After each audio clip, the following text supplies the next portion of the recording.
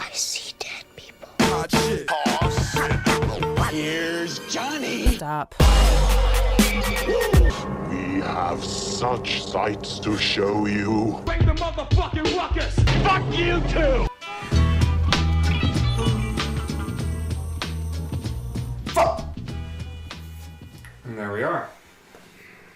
And there it is. And there it is, folks. And that's all you need.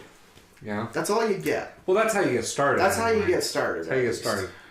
That's the first thing that starts the conceivement of you. Is fuck. Fuck! Yeah, I've recently been in a very place of fuck 'em. Mm-hmm. You ever been in a mental place of fuck 'em? I mean... You live in the mental place of yeah, fuck 'em? I was saying, is there a day where I'm not? Yeah. Look, do you know how many jobs If someone asked I've me walked to out care about on the something spot? right now, I'd say fuck 'em. Yeah. That's where I've been living right now. Some guy at work is going through some terrible health situation, and he's refusing to pay for something that I sold him. And you want to know the mentality that I have right now? Yeah. Fuck 'em. That's where I'm at. That's where I'm living right now, folks. And that's an honestly good mentality to come into this series with. Oh yeah. Because it matches. There's with the vibe. something about Mother Horse Eyes herself as a being that's very fuck 'em. Mm-hmm. And I think it's probably it's probably just the fucking mortality rate. Mm-hmm. Her active lack of restraint, her active disillusionment with the survival of mankind. I don't think it's lack of restraint though.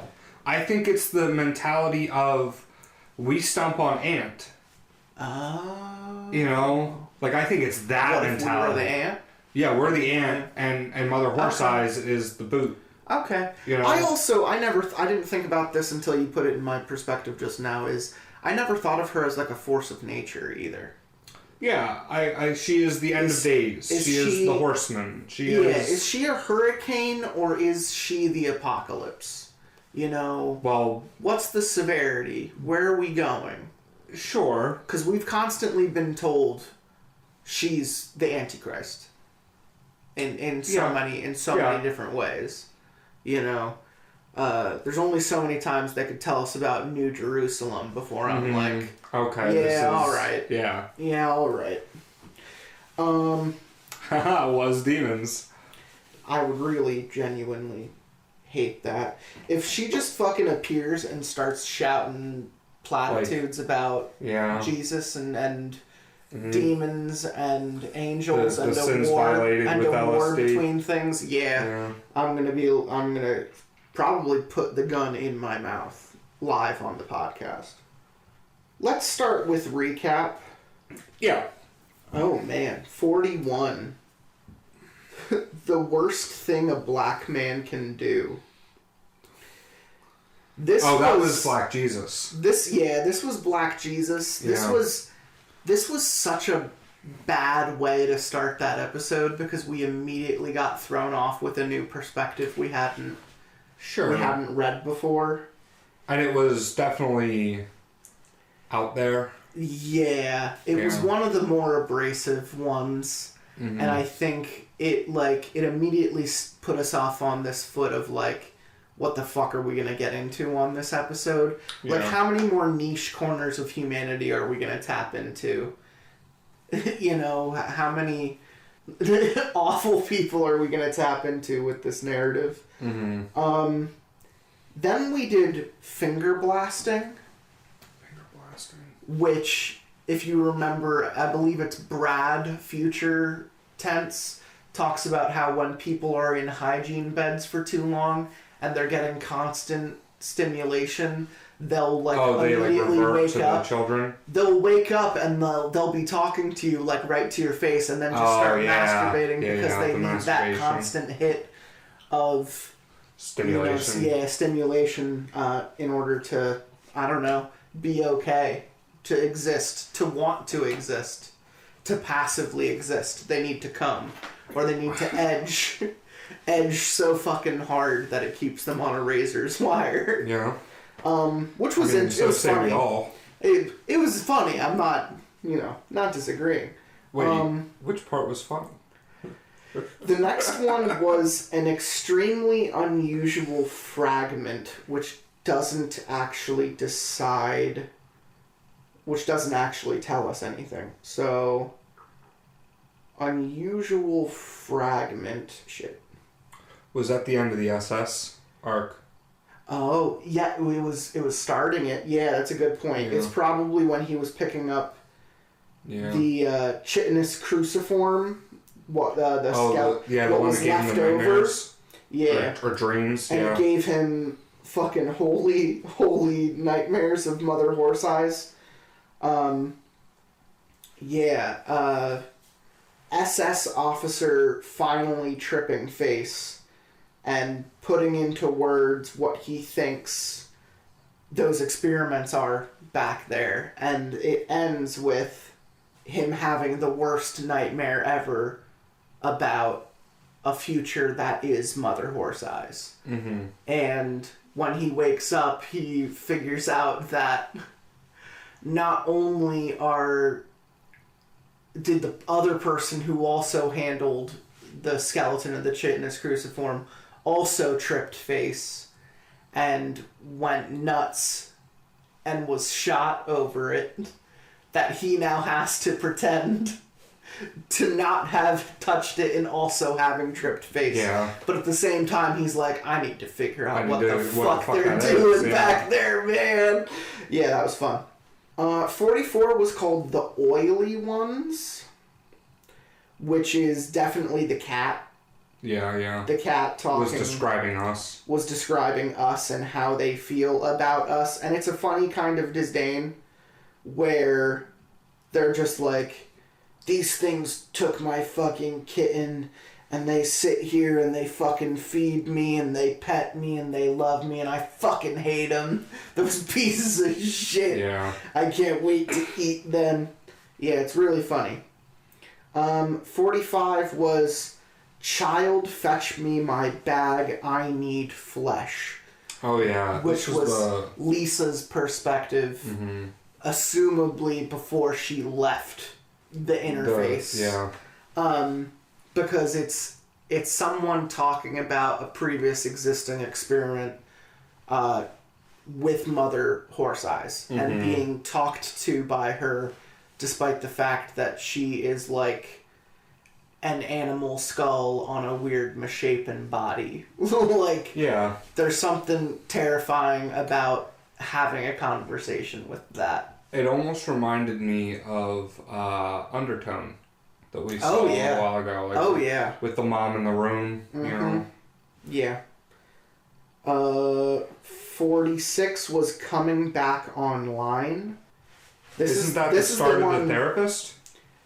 Yeah, this is the one where the narrator is complaining about their life and how their mom is like, you've been doing nothing but getting drunk up there sitting at your computer. Oh, yeah. And he's like, yeah, I flunked out of college. What else do you... I'm fucking useless. Why are you so surprised? And it just became this giant, it's it's been 12 years I've been doing this. What do you mean you just noticed? Hey, man. That's exactly what it is. Yeah. The next one was... Under the Weather. So, the first time that I attempted to drink around the world and did not successfully complete it. We think of that moment fondly. Well, I wasn't with you. Oh, okay. I had gone down, my parents and my sisters were there the whole week, and I had done a 3-day weekend, right? Like Sunday, Monday, Tuesday, Wednesday type of thing to go down and hang out. This was pre-COVID. This was way pre-COVID. This was 2014, 2015. Shit, okay. I think it was when my sisters graduated high school. Maybe something like that. So I was barely over 21, right? wasn't the alcoholic that I am sitting here today. And I was with my family. And I was there's this picture, and I know I've shown it to you. And it's me with like a hat on and a big piece of straw sticking out. And I just had this face, and like my head was like shaved, like super buzz cut. And the quote was, "You smell like alcohol, dash my mom." Uh-huh. And I hit all but 2 countries that time. Hell yeah. And then obviously, we've drank around the world. I was to say, I think I've only ever made it to like 9. I don't think I could do all 13. You've never done all of them? Nah. Okay. Nah, I tap out somewhere around the last quarter, and I'm skipping some of them because I don't like beer. I know the first time I did it. I'm doing only liquor. Yeah. Well, sure. I'm not parsing any of this with beer, and that's where it stacks up. Is like, I'm getting way too many different types of things. I'm starting with tequila. Yeah. I'm moving on to vodka. I'm then hitting whiskey. I'm then doing more vodka. I'm then doing like a sangria or a wine of some kind, a mead. Yeah, there's always a lot of mixing. Like, it's a lot of mixing. And with how hot it is and how much you have to walk, I'm not saying I haven't been drunk, because I've been drunk. Yeah. I'm just saying I've known when to be like, tapping out, coach. I'll say the first time I did it was, what was the quote? Bathroom must go now. Something along those lines. Something along the lines of, help, please go now, bathroom, please. Help lost, bathroom now, please go now, please. And I was just like, yep. Literally came and got me by the arm, and I was like, yep, I'll lead you. Because the one back in Japan is genuinely all the way back there. Oh, yeah. So you're coming to me in the middle of a gift shop, and I'm like, yeah, I know where the closest one is, but it's still a trek. Yeah. Well, and it was... If you had hit me like 1 or 2 countries before, I would have been like, oh, I could point to one and you'd see it. But because it was Japan, I was like, we got to go up 2 flights of stairs. We got to cross a bridge. We got to go behind a waterfall. But it is one of the nicest bathrooms. It is the nicest bathroom in Epcot, arguably. Yeah. But number, what is this, 45? 47 is Under the Weather. This is the SS guy playing hooky with his coworkers. Yeah. They want to go swim by the pond, so they all tell their commanding officers that they're not feeling well. And for him, it's also true because he just had that trip last night, and he's still worried about it. But it's a half-truth because he does want to go play hooky with his friends at a nearby lake.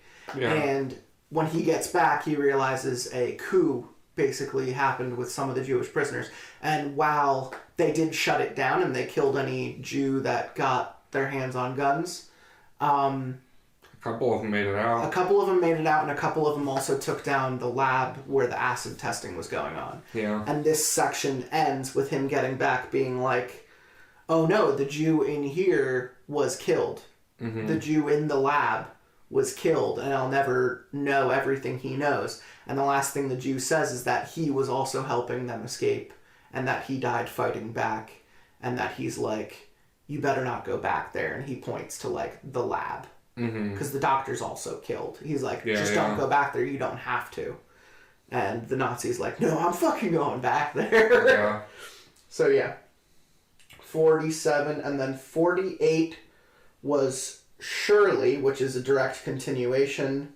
That's when he goes back there and he kind of has... Because it's all torched back there. Whatever was back there was closed.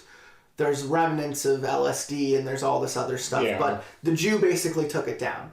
Mm-hmm. And when he comes back and he takes one more look at the Jew dying there, he's just like, all right, well, maybe I'm chosen. Maybe this whole trip is to put me on the path to find the right people to put an end to Mother Horse Eyes and make sure her apocalypse never comes to pass. And he's like, maybe that's the whole point of this war that's already pretty much over, is I'm supposed to be turned on to this so that I can go around and collect people and we can hopefully put a stop to the Mother Horse Eyes shit. And he just kind of vaguely hypothesizes, like, yeah, that's kind of my mission now. He's basically saying he's the only one worthy of this task. Which is, as we know, bullshit. This one you read, and we both really fucking got confused by this. 49 was the Old Apple Melody. Oh, was this the kid in the void space who wanted to hang his tire swing? Yeah. And he's like, no, it's hanging off of the Old Apple Melody. I was like, well, we're gonna have to chop that melody down, son. And he's like, but there's nothing else to hang it on. And Mom's like, hanging off of a demon penis. And he's like, I don't want to do that, Mom. And he's like, well, the old melody's got to go down anyway. And eventually it does. Yeah. What a fucking I suppose it's a metaphor, or it's just a very basic example of the universes we're tapping into here. Mm-hmm.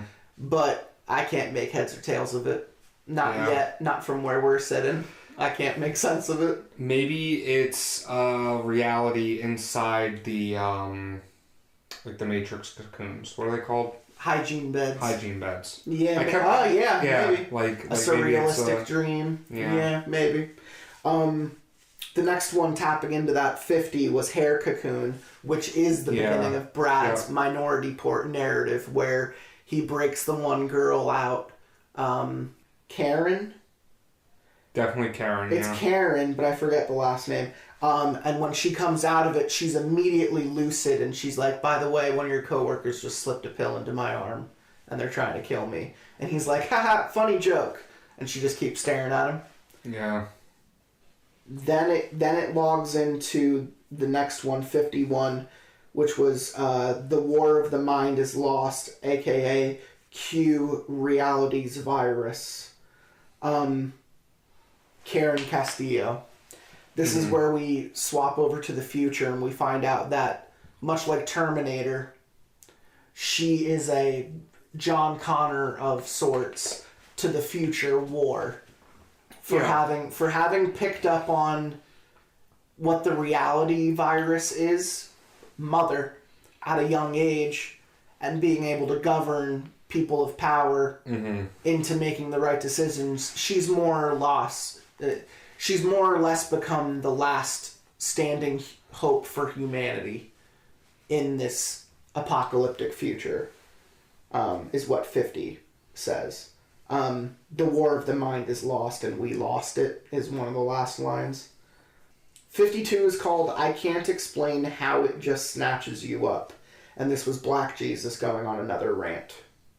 Talking about how people just get fucking picked up and replaced and replaced and through the machine, through the interface, and they come back out, and they're experimenting on anyone nowadays is basically his MK Ultra ramblings of an old racist. 53 is tired of these damn anti-Semitic Jews, which is the guy in rehab being like, I live in this house, and this is one of these guys that just came into this fucking addiction house, and he's here writing on this the same way I am, and that was him rambling. 54 is pulling a long-term occupant everything goes smear, which is back into Brad and Karen, and this is when they're in the elevator, and this is when he kills his coworker and pulls the dead pill out of Karen. And realizes that not only is she telling the truth, but now he's picked up on some vast conspiracy of people being taken out for being too close to the horse eyes narrative.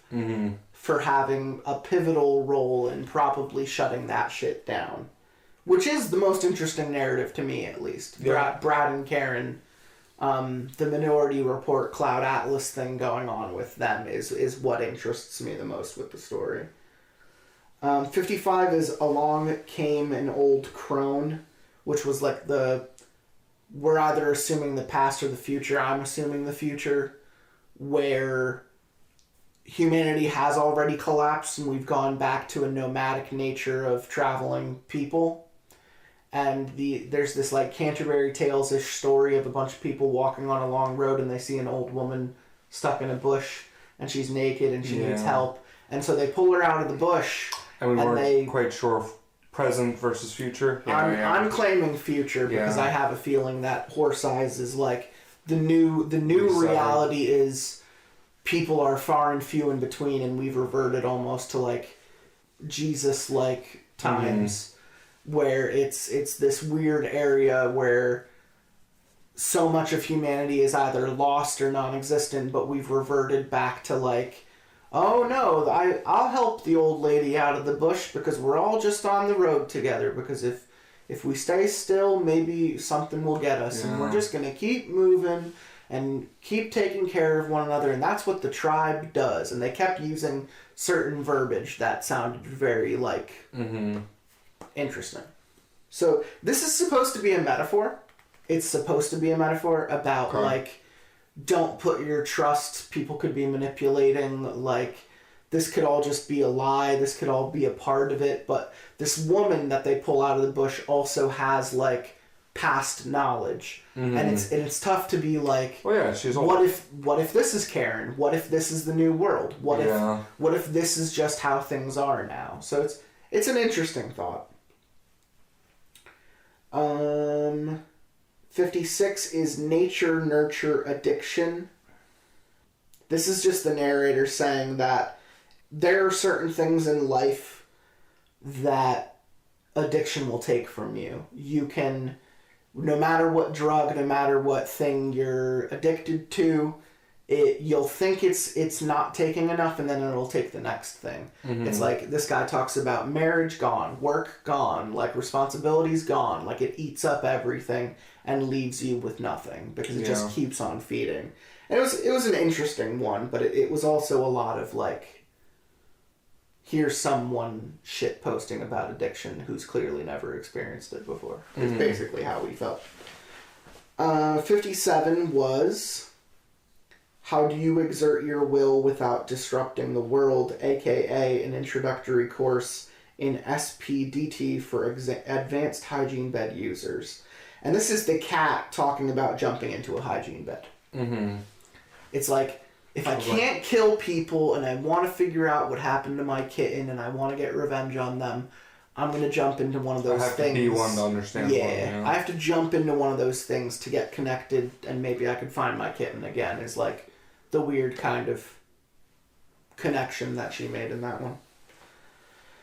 58 is everything's fine, you're in the real world now, which is a continuation of Brad. They're getting out of the elevator and they're making a run for the car because the cops showed up and they're all shooting at them. And this is when it gets real Minority Report.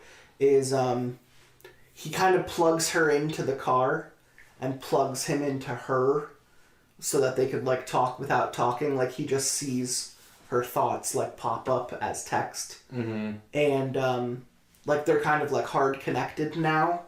Their feeds are subscribed to each other is how he describes it. Yeah. And as they're like getting out of this place, she fucking missile drops on their location so they could bail. And he's like, what are you connected to? Like, what do you have your fingers in the middle of right now? And what do they know about me? And what did I just get myself into? So yeah. This one is just, this specific one is just them in the elevator talking to one another, being like, we need to get out of here. But the literal next spot is Infraspace God, which is number 59, and that's them getting out of the elevator, getting into the van, her ordering the missile strike, and them escaping on the highway. Like, that's Infraspace God, which is number 59. Well, probably part, 4? I honestly don't know. Yeah. Number 60 was Angelica, which was the old woman housekeeper who just lets anyone stay in her house. She's like, I realized when I lost my family that I could just make a new one and let anyone in whenever I want. And they could come in and take whatever they want, and we all get together in one big communist family. Yeah. And like, some people are sleeping with each other, some people are falling in love, some people are like just there for breakfast, someone stole something from someone else. It's a real hodgepodge. I don't necessarily know what this character's shtick is, but that is 60. Yeah. So that is part 40 to part 60. I would say the standout narrative is Brad and Karen. And Yeah. if we had to touch on anything else, it's that the narrator is now openly talking about their addiction and their problems, and it might be a part of the narrative.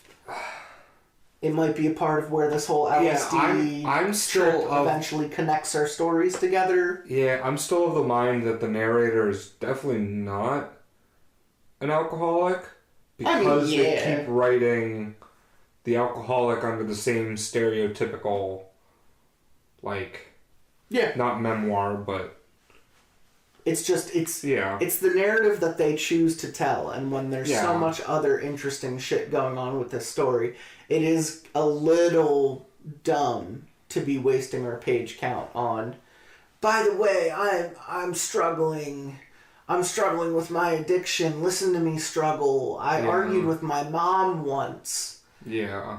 You know? Yeah, it's like we're in the middle of high fiction, you just got done describing a Nazi encampment, like, why are you hitting us with this fucking what's the network nonsense on TV, the soap opera fucking channel, Hallmark, you know? What's with this Hallmark movie?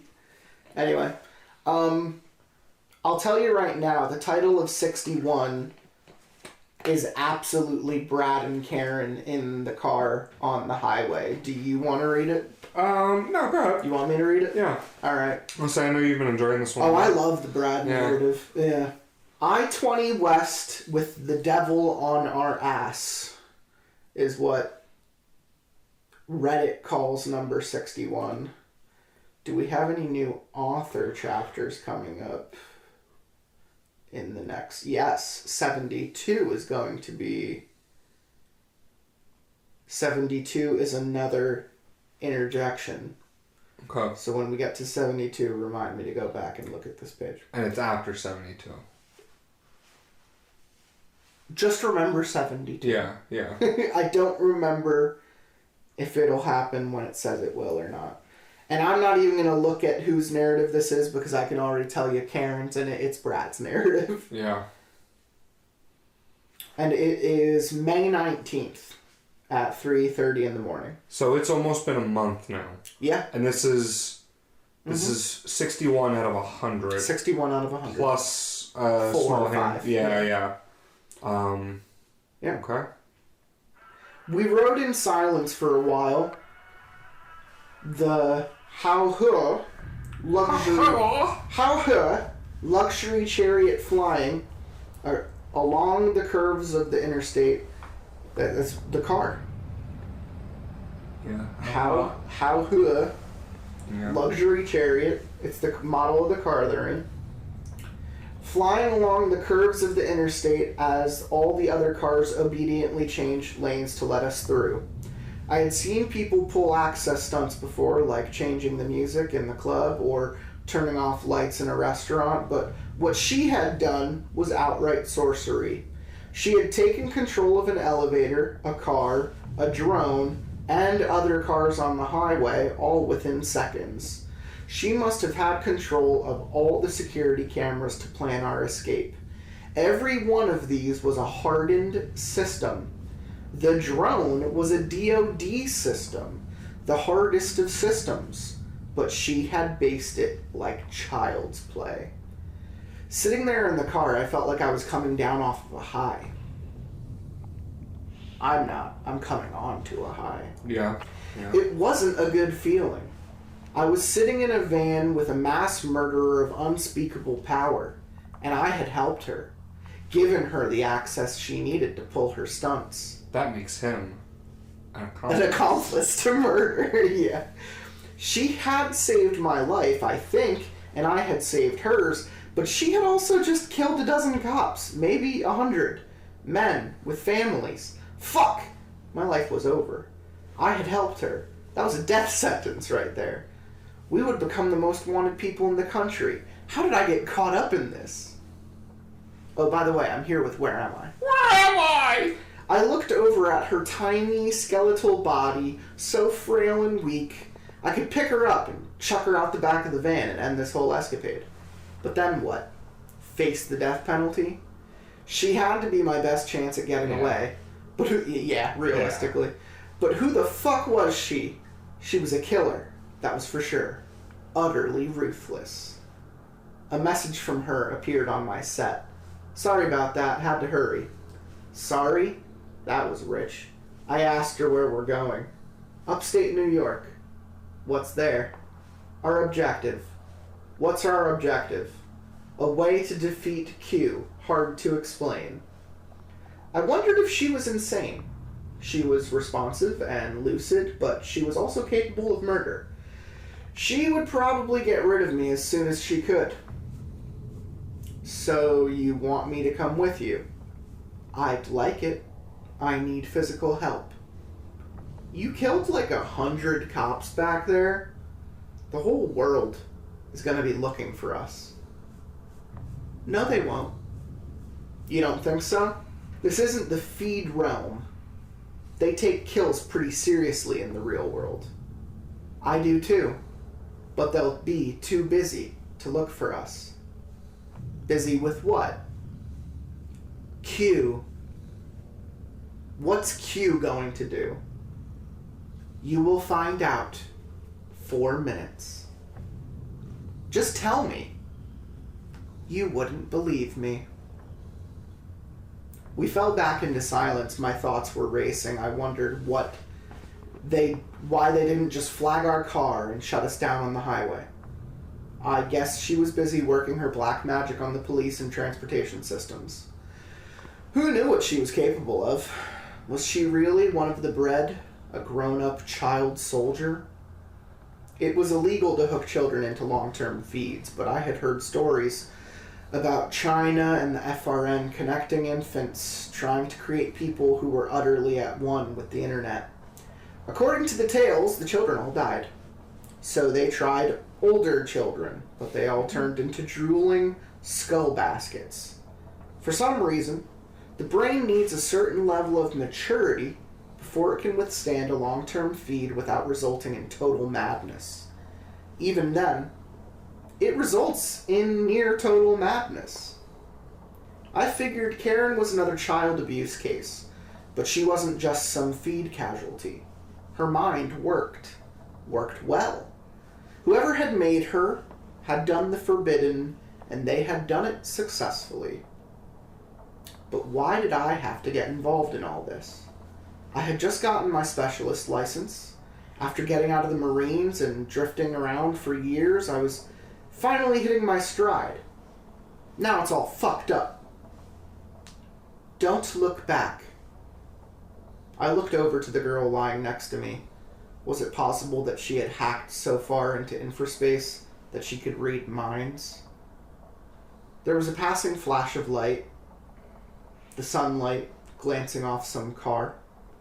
Then everything around us started to get brighter and brighter, like the sun had just come out from behind a cloud.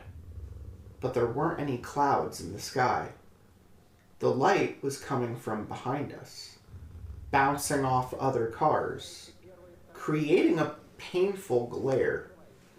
I almost turned around, but then I realized what Karen had said. I closed my eyes against the brightness, and the insides of my eyelids glowed red, like I was lying on the beach. After a few seconds, the light dimmed and seemed to return to normal. I opened my eyes, blinked a few times, and turned around.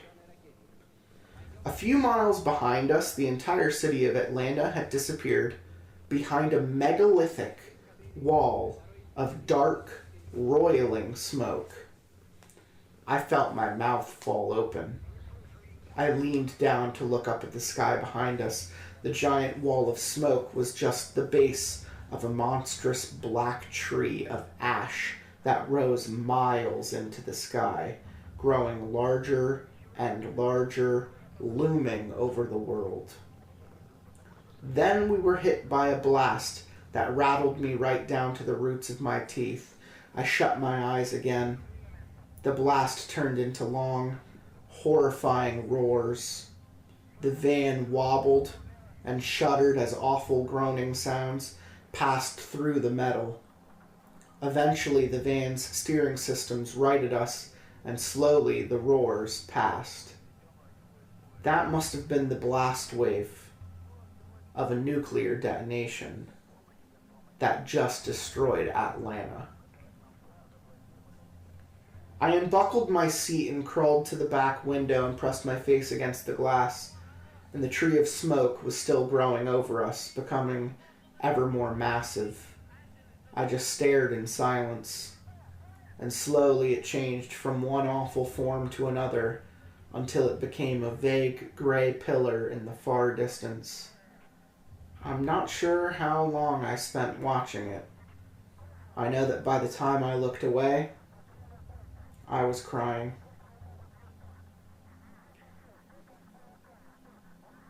It ends with like a side post that reminds me of when the author would interject, but on the other table of contents it doesn't say that there's an author interject, so maybe this is just a different thing, like how some of the stories have like a different allegory going on. But it says, Lucifer, Morning Star, Paul Fryer, The Statue, 1998. There's a whole debate about the translations. There's not really a personification of evil in the Bible. I believe Satan translates to adversary, which could be anyone, not necessarily some supremely evil being. It's really interesting if you want to look it up. Which is a reply to a post that says, he tempts Jesus in the desert, doesn't he? Which in turn harkens back to the last line of post 21. The devil took Jesus, went to the mountain to show him all the kingdoms of the world's glory if you fall down and worship me, saying, I will give it all to you. So, I think a couple pieces are starting to fall together here with 61. I think we just saw the apocalypse kick off, and it kicks off in the form of Skynet. Yeah. They're doing the Terminator thing. They targeted at least one major city. There's probably if not more. All of them, yeah. There's probably more, but it's gonna set us back to the fucking Stone Age. Mm-hmm. I mean, it's a little bit of the mad AI from I Have No Mouth and I Must Scream, who nukes the world and holds on to like 6 people just to torture them for all eternity. But then there's elements of it that is very much Terminator. Yeah. Like the reason they nuked Atlanta is because Q knew Karen was there, and it was the last shot it had at trying to take her out, because it leveled up each time. Mm-hmm. It woke her up, it put a death pill in her arm. She got it out. Yeah. They sent the cops. She avoided the cops. They sent an army, they sent a militia. Yeah. She missile striked it. What's the one-up from a missile strike? Yeah, a nuke. And I'm sure surveillance is probably throttled. Her getting out of the city was them immediately getting into a van and getting out of there as fast as they could. She was 2 steps ahead. She knew the next level was going to be nuke. And so they probably don't have surveillance on her anymore, or else they would just continue dropping nukes in a nearby radius. But I think they're probably trying not to destroy the world. They're trying to throttle it. I mean, and realistically, if you're not sure north, south, east, west, which direction? Yeah. Yeah, like you nuke the city. Yeah, you just nuke the city. You cover an area. Mm-hmm. You make a educated guess, I suppose. Yeah. A computer would look at it as a decimal point.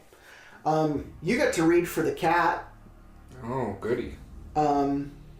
It immediately says the next one is just called Oily Ones, but I'll say, is this the last of the cat? I know we already read one named Oily Ones, so I'm just like, I'm confused now. Yeah, let's see how long the cat's is. This is the last one for the cat. Good guess. It's 4 parts, and this is the last one. 62, the Oily Ones. I approached the Oily One's hiding place with subtlety, alert, not disturbing, letting everything flow through me. I did not search for anything, but allow all to reveal itself. The smell was disturbing, awful. I could smell our kind, the mingled sense of multitudes. They seemed to have marked everything without regard for each other. In front of the portal sat 2 of our kind. They were monstrously round and swollen from their form distorted. Dull eyes followed me without curiosity as I approached. Even as I came within the dangerous range, they showed no interest. Was it a trap to bring me in close? They did not attack. I passed them and came to the portal. Slowly, I pushed my head through the folding threshold. The inside was utterly bizarre, made of mostly box-like shapes and arrangements I could hardly comprehend. There was no grass, no trees, nothing belonging to the form of the world. Instead, there were straight, flat shapes, folded around to cover everything above and below, all sides. In the distance, some our kind were walking around within this odd space, slowly and swollen as the ones outside. The smell was worse than outside, even more confusing. I saw and smelled uncovered droppings everywhere. To not cover droppings was unsubtle. It was a moral outrage. Still, I pushed through the portal and entered the space. The ground was hard and slippery and smelled of legions. Everything was silent, a deeper silence than I have ever known. I knew now that I was cut off from the world for the first time in my life. Maybe it's not a hygiene bed. It sounds like she went into an interface. Yeah, I was alone. I moved forward. I wanted to shut out the smells and sounds, but I let them pass through me. I was terrified, but I let the terror pass through me. I wondered if I was being unsubtle, if I was disturbing the world, if I was inviting deadly misfortune. But I felt no insight on this matter. The answer would make itself known soon enough. As I moved deeper into space, I came upon a giant oily one. I called her Angelica because she is angelic. There is no doubt about it. She looks different this time, but I think Angelica will look different every time she comes to me.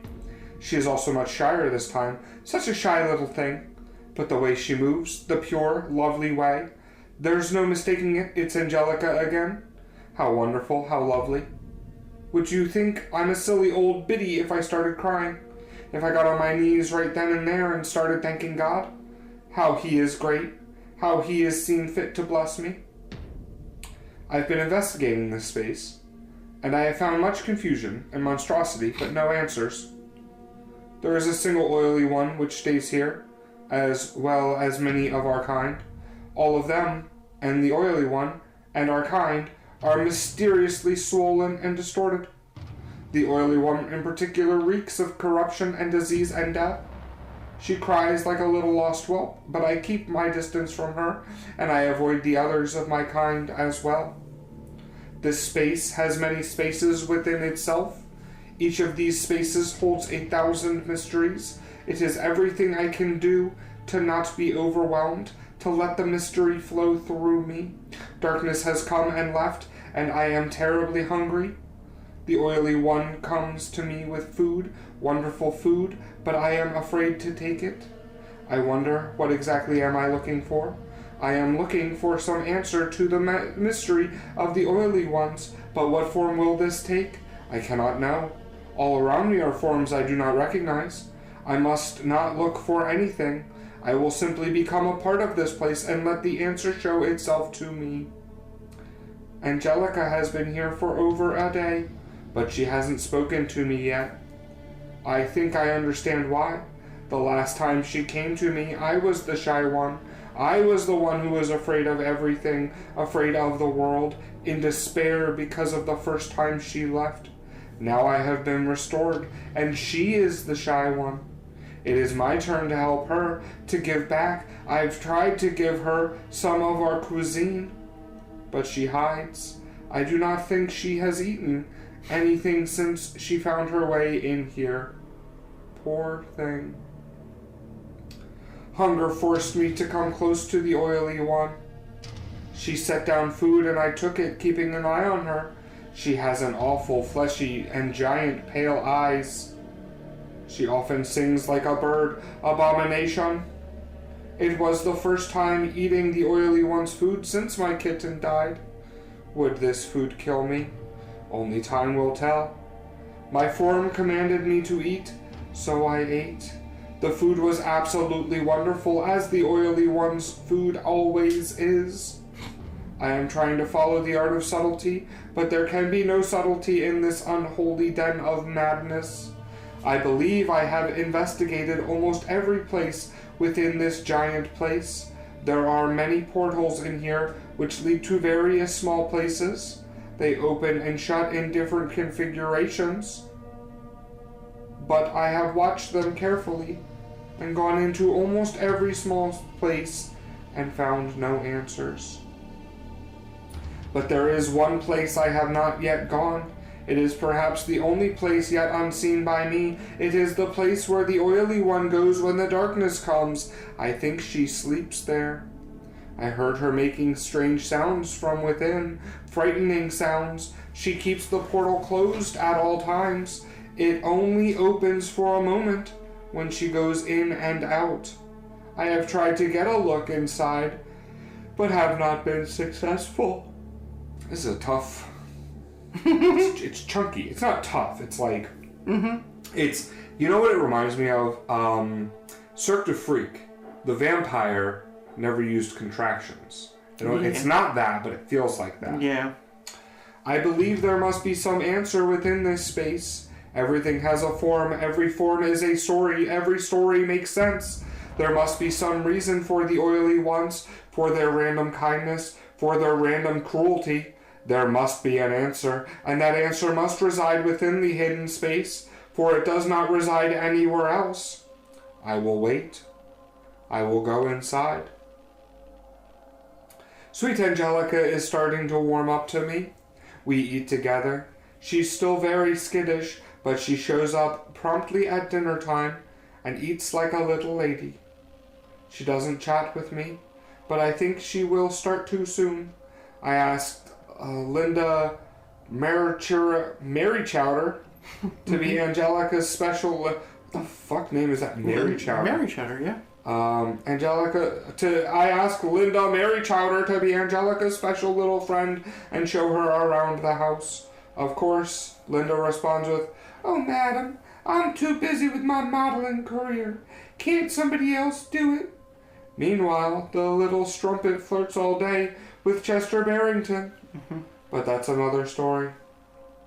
It is. It quite literally is a different story. I think, so there's been these lines. I think this might be two different. I just think it's the passage of time. Yeah. The oily one came to me with food, and I found myself crying out to her as if I was a little kitten again, as if she was my mother. What has happened to me? How could I regard this horrid monster as my mother? I knew that I would have to become a part of this abomination to unravel its mysteries.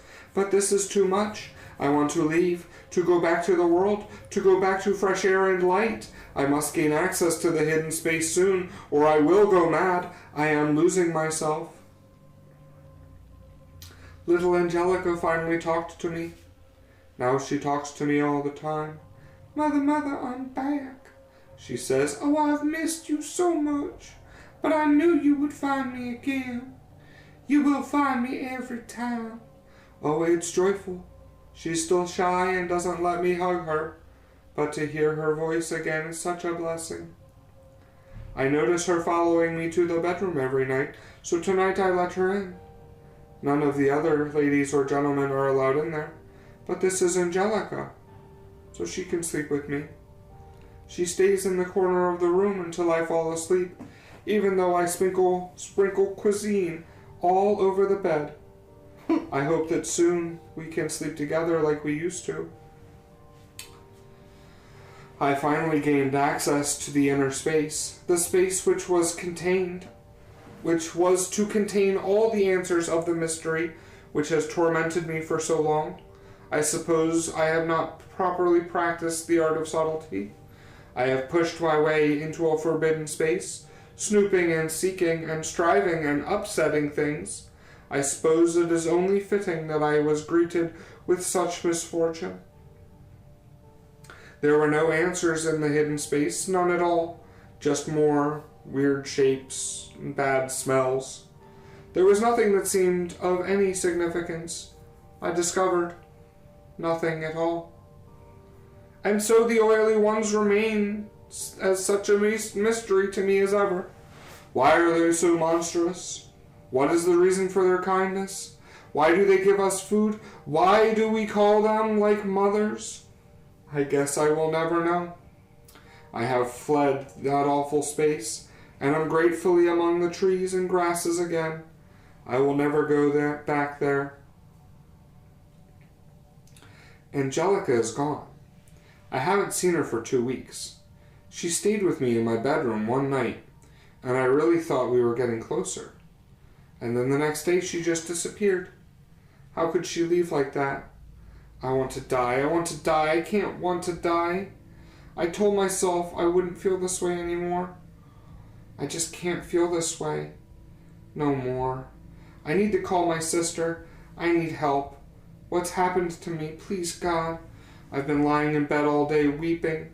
All around the room there are pictures of the very first Angelica, my darling girl. In the picture she's not sick. She's eating ice cream, learning to swim, playing cards. I showed them to new Angelica, but she couldn't understand. After all, she's just a cat. To hunt prey, you must simply become an ordinary part of the world. Look around, my darling kitten. What is happening right now? Nothing at all. Yet the leaves rustle, the grass sways, the birds call, the gnats dance. And this is just part of the world. Part of the mystery. That one I liked because it then made sense of part 60. Yeah. Which is someone residing in an interface, maybe even Mother herself, attempting to look like a poor old lady living in a house full of cats. Maybe that's what a cat sees when it goes in there. Yeah. Because we already knew they were experimenting on animals. Mm-hmm. It's not weird to imagine that when a cat enters there, the dreamlike world that they're pitched is, I'm an old lady, I live in a house full of cats, and we all have personality, and I love all of you, and I feed you all like you're my own. But then, like, if a cat becomes aware that it's not real, then the cat is confused, beguiled, but interested, but curious, but then angry, and then wants to leave, and wants to come back, and wants to feed, and wants to find its baby, and like the going back and forth. Angelica's either Mother, or Angelica is someone. I think Angelica is the cat. Yeah, and it was two perspectives, and I didn't realize that until a little bit later. So one of the perspectives was the person in the interface, in the house, trying to getting along with all these cats. Yeah. Okay. And the other interface, the other point of view, obviously the cat. So Angelica was about. Yeah. It wasn't the person in that chapter. No, it was the person talking about it. It was the person naming the new cat that showed up in the interface and say, oh, you should live with us, Angelica. Angelica, you're so nice. You're the new person in my house. Yeah. And then Angelica leaves. Yeah. Because it's a cat. And it's aloof. Yeah. And it's the way they are. And that I like that. It contextualizes that, which I can appreciate. Ooh, we're back in the future narrative. bring evil from the other side of death. This is the Watcher narrative, which talks about the Old Crone, which we've read before. 63, it's now the 21st at 4 a.m. The Old Crone became one of the people, and the people soon began to love her. After her bruises and cuts had healed, she began swirling and bubbly like a young woman. At any time, the people could hear her musical voice babbling on without end, telling stories from different bands of strangers she had met.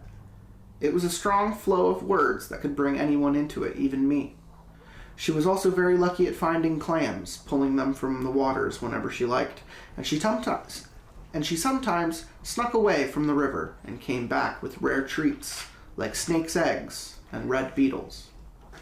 The people did not like to go far from the waters of Mother River. Her protection stayed close to the banks, and the rocky land was known to be stalked by spirits of death, fanged evils which became wolves and lions. Even our little cats stayed close to the alders and the rushes. But the crone had no such fear of spirits and wandered off among the rocks whenever she pleased. The people whispered about this, but it was known that the crone was once a stranger, so it expected that she would keep strange ways. One day, near the end of a gentle season, the girl Rima disappeared. She was with us in the night and gone the next morning. Though we searched for her going up and down the river and sneaking as far as we dared into the rocky lands, there was no sign of her at all. Some of the women recalled that she had gone with the crone into the rocky lands that day, and at night she had slept near the crone with her 2 gray cats. Now there was an argument among the people. Some accused the crone of talking with the spirits of death. Some accused her of being a spirit herself.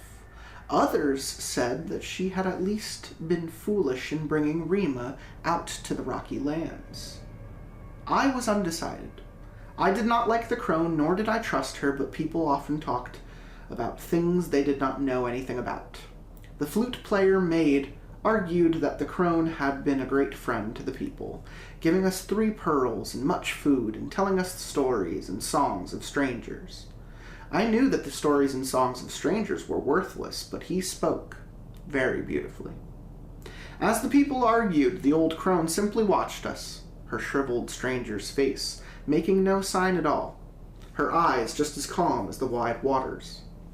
Finally, one of the great men asked her to explain herself, and she spoke slowly, in trickling words, and the people became silent as they listened. She said the same thing had happened to the painted backs, who were the last group of strangers that she had lived with. First, a few valuable young women had disappeared into the night, one by one, and then young men were taken, and finally the painted backs were set upon by another group of strangers, monstrous men as white as cave fish, able to take the form of the eagle and the lion, powerful with evil and cruelty. There was much slaughter, and all were taken away except her, as she was protected by Mother River. This brought great fear to our people. The women whispered and burbled, while the men showed their chests to seem brave, and one of the great men said that this crone was bad luck, that she was somehow muddied with evil spirits. She had brought disaster on the painted backs, and she would bring disaster to us. The people agreed. Her journeys into the rocky land had tainted her with evil, and we must get rid of her. The crone said that the evil had not come from her, and was not her fault. She said the evil came from Mother River herself. At this, the people became angry. Mother River did not bring evil. She brought the clams and the berries and the cleansing waters, but she did not bring evil. One of the people's great men picked up a rock to brain the crone for speaking against Mother River, though the crone showed no fear. She said that Mother River brought both luck and evil. If we were to accept Mother's luck, we would have to accept her evil. but there were ways to increase luck and lessen evil. She said that she had tried to teach these ways to the painted backs, but they had not listened and so were destroyed. Because they had not heeded her words, their lives and deeds ceased to flow and were dried up into dust. We all scoffed at the nonsense. Nothing like this was mentioned in the deeds of the fathers. So we argued about whether to brain the crone or drown her, and in the end it was decided that we would simply leave her behind. But many of the people grumbled and were unhappy. We left her there, at a bend in the river. As we walked away, she made a sign of respect. I expected that she would ask for her pearls back, but she did not. She stayed there by the river's bend, staring into the rivers. Later that day, we washed ourselves in the waters to rid ourselves of the evil that had tainted us. In the days that followed, Mother River seemed quiet and sad, without the pretty face of Rima and the constant voice of the crone to keep her company. The people wondered if they had made the right choice. The flow of the river was hard to know, and nobody could see the cold depths under the glittering surface. But as the days passed, and we finished the long song of tears for Rima, things became gentle again. Then another girl disappeared. It was the same as before, gone in the night without a sound, and now we knew we were being visited by evil. It was not just the old crone who was muddied by evil. Still, we argued whether the crone had brought the evil or not. So much could not be known, and these arguments flowed nowhere. One of the people remembered that the crone had spoken of a way to increase luck and lessen evil. What if she could prevent us from being destroyed like the painted backs? Now there were many arguments and threats, and one man was almost drowned until he was saved by his women. It was decided that the evil was very powerful, and we would have to surrender to it or be destroyed. There was no choice. So whether the woman was lucky or evil, whether she was accepting or tricking us, we would go to her and do as she said. Killing her would not help. If she could bring evil far from down the river, how much easier would it be to bring evil from the other side of death, which is so close to life? No, we would go to her. I and another man were chosen to go back down the river and find the old crone. She was still at the bend where we had left her, staring into the glittering waters. She smiled as we came, and asked her what we must do. Damn. Interesting. I mean, the whole nomadic village thing, it does... Yeah. It feels one part metaphorical, one part like literal future tense. Yeah. And regardless, I don't care about that narrative very much. Yeah. It's a little too dogscape for me. And yeah, I think we're far past and that. then it zoomed right by me. Yeah, very quickly, over the head. 64. Some thoughts about addiction, who knows? So, I think it only makes sense To go get the grab a bottle. little whiskey. He's gonna get the bottle, folks. He's gonna hit the bottle. This one isn't that long. Number 64. Who is actually behind this narrative? By the way, the girl I'm seeing, the girl who wrote the Angelica and the part that goes back and forth with the cat is called Alice. Okay. So Alice is the one who was in the house naming Angelica. Yeah, that makes sense. I'm now looking for what the title of 64 was. 64 is the author's narrative. Interesting. Okay. So the drunk guy who's living in the addiction house dealing with Black Jesus is very much the guy who's been writing the Mother Horse Eyes narrative. Yeah. Okay. Some thoughts about addiction. Who knows? If you are horribly burned alive in a fire, you can take drugs to relieve the pain. If you shatter your spine, you can take drugs to relieve the pain. If you are addicted to drugs and your life has turned to utter and total shit, you can take drugs to relieve the pain. Yeah. And that's how the trap works. Imagine if the only cure for burn pain was fire. Imagine if the only cure for back pain was whacking yourself in the spine with a hammer. The drug addict is caught in an analogous situation. The only fast, reliable remedy for the psychological pain of drug addiction is drugs. There are other cures. One notable one is not doing drugs. That one sounds like it sucks. That sucks. But they are all slower and less reliable. Yeah, see, if it's so slower, sure. I mean, if I it's guess. less reliable, If it's less reliable, you're not gonna. then why would I need even... something that hits. Yeah, why would I even explore that? We know what we're into here. Lots of balls. Somehow the lure of feeling better now overrides the hope of feeling better later. Yeah, that's tomorrow's problem. This is the basic mechanism of addiction. The behavior of an addict is perfectly logical in the short term and perfectly illogical in the long term. Because life exists in the long term, addiction is pretty illogical overall, which is surprisingly how easily addiction can ensnare people who are perfectly intelligent and self-disciplined. You can go to certain parts of any sizable city in America and watch drug addicts totter around, looking at their blighted faces, their filthy clothes, their total lack of self-regard. You would be forgiven for thinking that they lack self-discipline. How could you think otherwise, when a person can't be bothered to shower, much less get a proper job or stop smoking crack for more than a few hours? Damn. What else could you call it but a lack of self-discipline?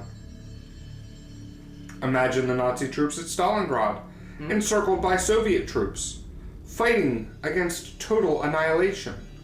Would you look at these troops, these underslept, unshaven men in stinking, unwashed clothes, and accuse them of lacking self-discipline? Would you say, tut tut, these Nazis are an undisciplined lot? Of course not.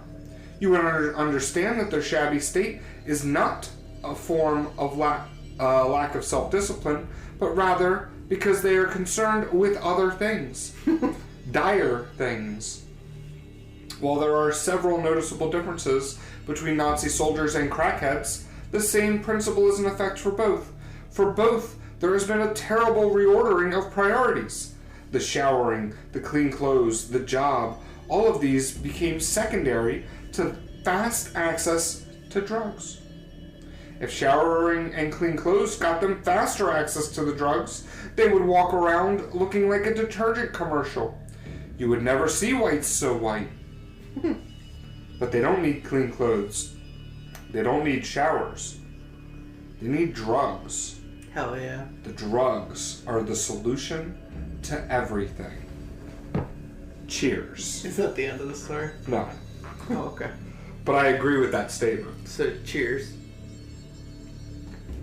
I mean, yeah, if the Nazis just had some weed, they'd probably realize that the Jews are not their problem. Yeah. It's the man trying to control their brains. It's the lack of drugs. Yeah, the lack of drugs. Highly self-disciplined people are actually quite vulnerable to drug addiction. It is because they believe that they need to control their feelings. They often seek to simply eliminate bad feelings, just as they seek to eliminate underperformance from every other area of their lives. Are you telling me that I smoke weed to numb the pain of my daily existence? Yes. The demon of You're right. addiction the demon of addiction looks at their grand self-discipline and giggles with glee. I do. It knows that it will be precisely this self-discipline that will bring them to heal. Mm-hmm. They will self-discipline themselves right into total obedience to the drug. Hell yeah. As an example, look at Prince and Michael Jordan. Were they self-disciplined? Definitely. The world had hardly seen such self-discipline. They were obsessive workaholics devoted to their careers, and they propelled themselves to the very pinnacle of professional success. They both knew the dangers of drug addiction and fastidiously avoided drugs. Keep in mind, avoiding drugs in 1980s Hollywood must have been like avoiding water in a swimming pool at the bottom of the fucking ocean. Yeah, it's fair. Yet they managed to do it for a while because they had self-discipline. Mm. Now they are both dead. They were both destroyed by drug addiction. Michael In the Jordan's end, not dead. what's that? Did you Michael say Jackson. Oh, you said Michael Jordan. Oh, did I? My bad. Yeah, it says Prince of Michael Jackson. You said Michael Jordan. Yeah. Which I was like, Michael Jordan's not dead. I've been watching a lot of vendor videos of like cards. Oh shit, yeah. Yeah, Totally. so Oh yeah. I'll say Jordan cards Yeah, are popping up in my feeds. He's fucking greatest of all time. Fucking goat. They were both destroyed by drug addiction. In the end, self-discipline was not enough to save them. Why not? Because self-discipline is just a talent, an accomplishment, and like other talents or accomplishments, it can be turned and made to serve the Dark Master. What then is our defense against this menace? What is the answer? Drugs. Drugs. Yeah, no. They told us in the thing. story, yeah. They said the only solution is drugs. You know what's really cool about Michael Jackson? That is really cool, you're right. What's really cool about Michael Jackson is if he had done drugs, he'd be infinitely more cooler to me. Oh my god, yeah. He would basically be Dave Grohl. It's hard to imagine the king of pop smoking a ton of weed. Yeah. He probably wouldn't be as successful. No, not at all. Because he'd be lazy and fat. Probably. Well, that's what Weird Al Yankovic is for. Yeah. Oh, yeah. Fun. Alright. 65. Interesting title. Who's behind the narrative? Oh shit, CIA researchers back. This is present time. Okay. Wait, researcher like the first The second narrative. Okay, yeah. Not the investigator. The next one. Okay, The CIA okay. researcher. Yeah. 65. Title: A large stewed tomato, rather ugly.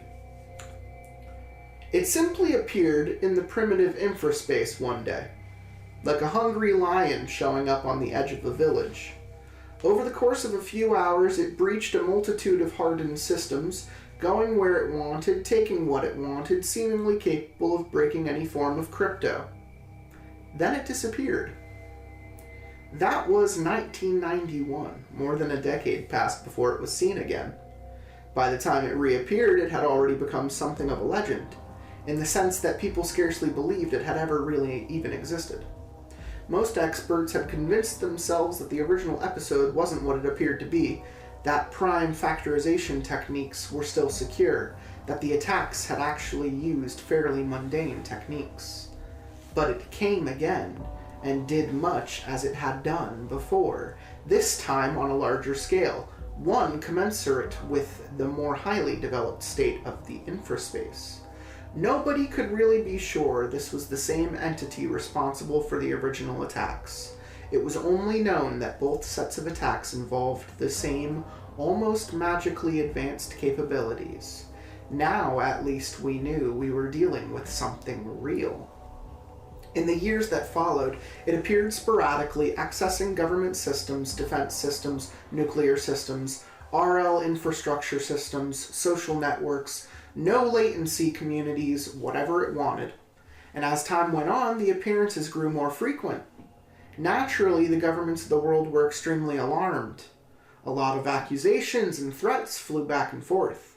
The activity proved that our best crypto, even our best physical security, was inadequate. But what could be done? We couldn't just roll back the information technology revolution and put everything in manila folders. So we looked for new techniques to protect ourselves. But it was a lesson in helplessness. It defeated everything we came up with. After the first attack, it began to use a technique of taming satellites and transmitting information to a random location in the middle of the ocean. We trained instruments on these locations and sent ships racing out to find whoever had been receiving all the stolen data, but they never found anything. Then one day an attack occurred and a tamed satellite began transmitting to a location in the Atlantic just a few kilometers from where a Royal Navy frigate happened to be. When the warship arrived at the location, the satellite was still trying to open a connection with the surface. There was nothing in sight, but they quickly detected a very large object on their sonar coming towards the site. Was it an accident? With all those millions of square kilometers of open water to choose from, would it accidentally choose a location near a warship of all types of vessels? No. I think it wanted us to see. Personally, I think it has guided every step of the interaction with us, slowly revealing itself as its powers developed, slowly drawing us in closer. It's sad. Some of the others believed that we were valiantly struggling against it, but I don't think we were ever struggling against it any more than a rat struggles against a maze. A large stewed tomato, rather ugly. This was how it was described by the skipper, apparently not a poetic man. The video shows an enormous glistening mountain of flesh rising out of the ocean, dwarfing the warship, expelling streams of water out of its myriad of holes that cover its surface like giant pores, a latticework of huge purple veins running between the holes, pumping dark globular objects along the structure's surface. The visible portion which emerged above the ocean's surface was shaped like a round hump with a slight ridging along the center. The sonar records paint vague picture of what was beneath the water, apparently an oblong object with a number as many as 12 of thin appendages as long as the main body itself. The conceptual artist of the day produced a great many imaginative monstrosities based on this information. After it surfaced, the warship assumed a defensive posture, meaning it backed off and waited. The metallic cylinders appeared shortly after. These were much smaller than the Iwo Jima or the Novaya Zemlya cylinders, but much more segmented, with thousands of cubic portions flickering in and out of existence like bad pixels. They lasted 3 minutes and 13 seconds before vanishing as suddenly as they appeared. A moment later, the fleshy mound expelled an enormous geyser of what it was apparently air and seawater, like a whale blowing out of its blowhole, and dived beneath the surface. The warship attempted to give chase, but was unable to track the object on sonar. It seemed to fragment and disappear. Eventually, the warship returned to the site and took samples of the water, and mixed amongst all the random plankton and fish cells, there was a fair amount of human DNA. In fact, we were able to trace some of it to a specific people. And this was how we proved conclusively that this creature, later to be called the Skin Ship, was related, in a literal sense, to the so-called Argus portal, which was actually underwater several hundred kilometers away from Argus, Antarctica. So in the end, it turned out we had built it. We had built Q. Yeah. It's fitting. Skynet. Yeah. What's interesting is that they're saying that if this life form came from the Argus portal outside of Antarctica, which was like one of the first posts we ever read together, it's suggesting that not only are Q and Mother probably the same thing, but that it's been doing this for a long time. For it's been fucking decades. It's been fucking people with a long time. Yeah. That was a cool chapter to read. I liked that. You get to read something cool called Defeat the Ancient Queen, which is 66. And let's see who that is. Defeat the Ancient Queen. It's like a mission in a video game or D&D or something. Yeah. It's a new narrative. You show. Oh, shit! It's a 2-part narrative, a new one. We're going to read both of the parts today. It's Karen. Okay. From her perspective. Yeah. Defeat the Ancient Queen. But it's not back to back. It's not back to back. Okay. 66, May 24th, 4 p.m. It started as a field trip twice a week. Get out of the house for a while. Go play video games. not just for a little while on the staff's phones, but for hours on real rigs. Before then, my favorite thing was when we took walks in the woods behind the home. But this was even better. It was funny because the game we played was called Children of the Forest, which was basically where you walked through the woods fighting enemies. Yeah. In the game, you had to remember all these different paths, which were always branching off in different patterns. And you'd fight different enemies that all had different patterns. There was a lot of memorizing stuff and making decisions, and everybody liked the first 20 levels or so, but after that, most of the kids got frustrated. Instead of going on, they just played the first few levels over and over, but I kept going higher and higher.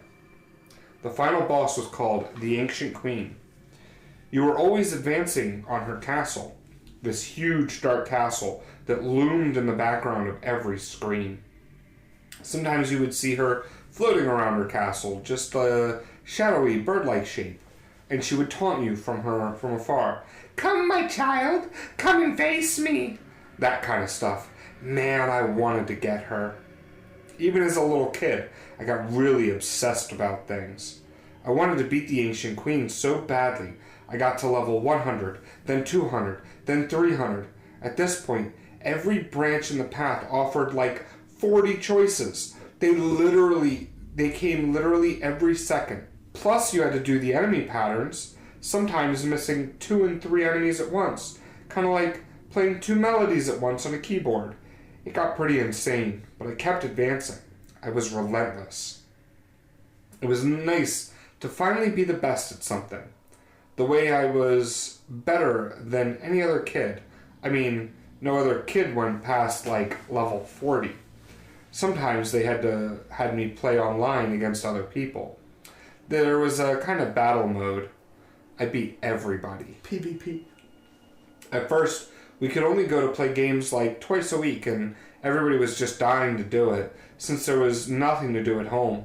But after a while, they let me play whenever I wanted. This made the other kids jealous, and they started shunning me. So I played even more. I played all the time. I started sleeping at the game place, and I played from when I first woke up in the morning or night until I went to sleep at night or morning.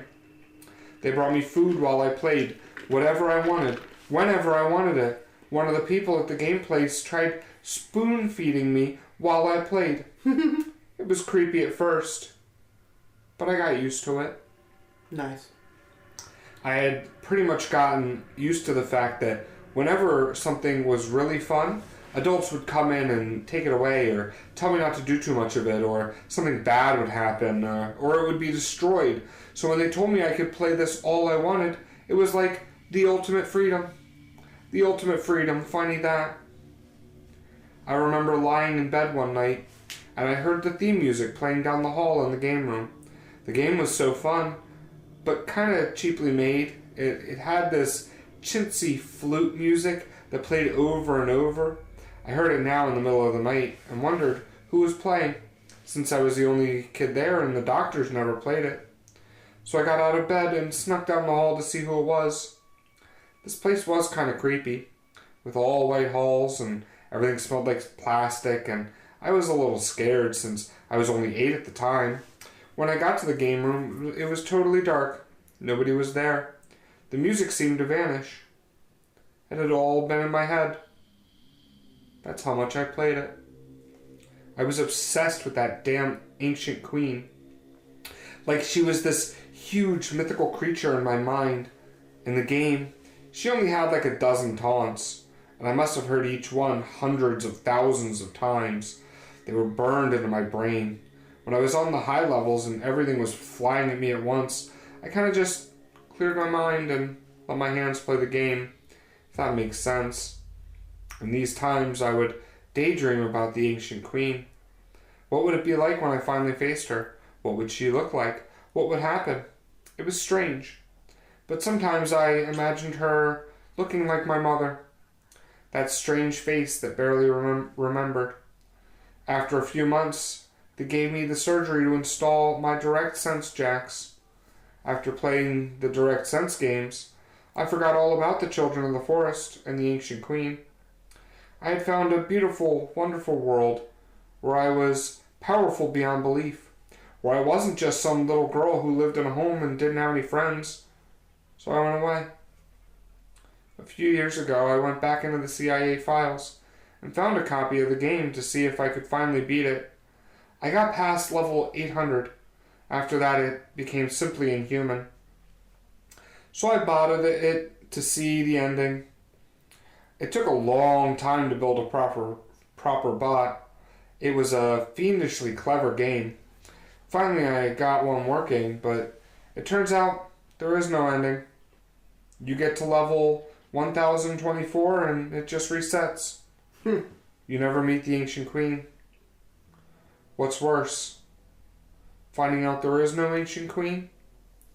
Or finding out there is one? I was gonna say, this seems like this company was just trying to keep her distracted. Yeah. However it was handed off to her, it was just trying to placate her. Yeah. I think it reminded me of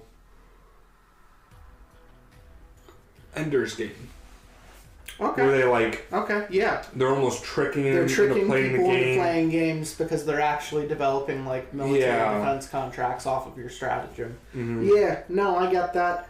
I tapped into that a little bit there too, but this one paints me more as, so this was Karen's starting decline into being obsessed and then eventually getting put in a hygiene bed.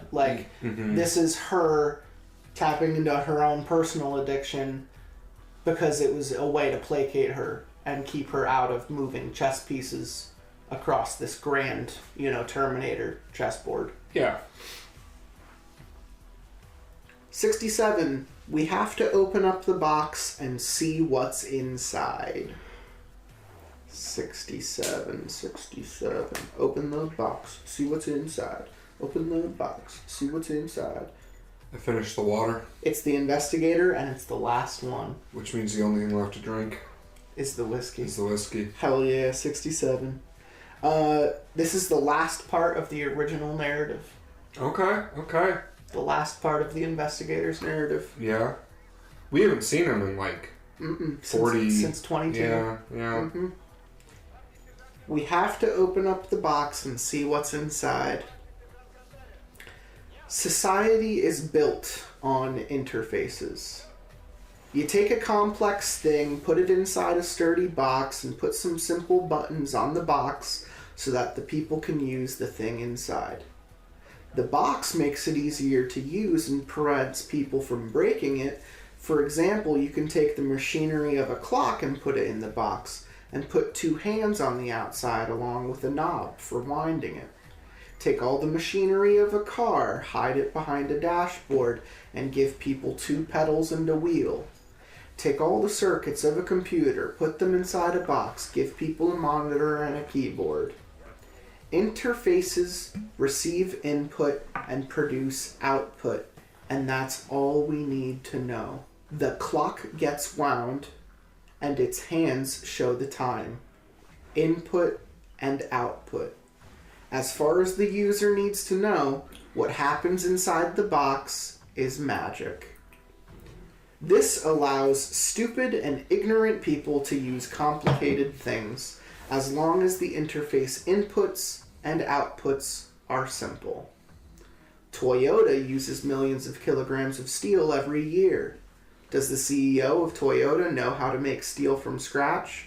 If he wanted to beat a guy up, could he go digging in the ground for some ore and whip himself up a batch of steel to make some pipe? No.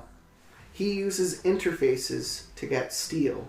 He buys steel from a steel-making company, except he doesn't personally go down to the steel-making company with a bag full of yen saying, "How much for 1,000,000 kilos?"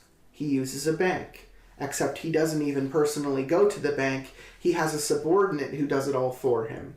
All these people and institutions are interfaces he can use. He employs a system of layered interfaces, both metaphorical and literal, to control things he doesn't really understand. We all do. The point is this: don't go messing around with the CEO of Toyota. I assure you, he could get his hands on a steel pipe if he wanted. The word interface refers to the input and output, but it also refers to the box. We think of interfaces as existing in order to give us access to things, but they are also there to hide things from us. The idea is that some things are better off hidden. Everything will go along fine so long as certain input procedures expect output. But when this stops happening, we have to open up the box and see what's inside. Sometimes we don't like what we find. Yeah, for the last part of this guy, I think he basically just said, if the interface is mother under the hood, then what we are experiencing is simple output. It is just what she is trying to do. Because when you open up the hood of a fucking interface, all that you're going to get is the fucking apocalypse. You're going to get mother horse eyes. Yeah. But it also has the capitalist rhetoric, like, right in there. Because what's a hygiene bed? Another box based off of interface tech. You get an output. You sedate the people. You get them addicted to something. You give them the next big thing. It's a literal box that they get into, and they fucking fall asleep, and they get fed on, and they it's injected directly into their brain. They eat away. They're eaten away. They're cultivated, you know? So it's for the investigator to end his entire fucking narrative by being like, it's all connected, everything is an interface, we're fucked. Like, it's... Yeah. Yeah. He's always been tapping into... So, hey, by the way, so about this, all this stuff, like, about the world. Just being like, hey, do you know about this? Have you seen this? Mm-hmm. So I'm into it. The next one is continuation of The Watchers, The Way of Fathers, 68. Not that long. But this guy also kind of has a very fable-ish way of talking, so...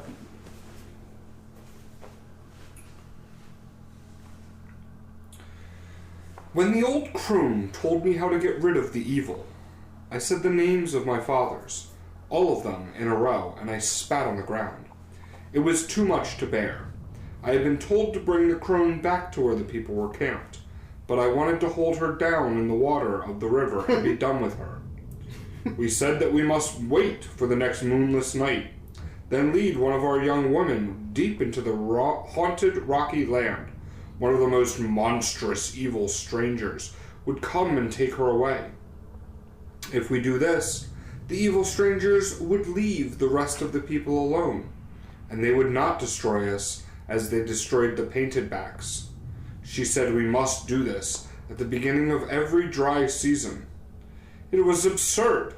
We took the crone back to the people as we had been told to do. She told the people what she had told us. The people listened and were silent for a while. I spoke up as the son of one of the great men. I said her plan was evil. The people's strength is their young women, who are ripe and bear sons. To give them away is humiliation.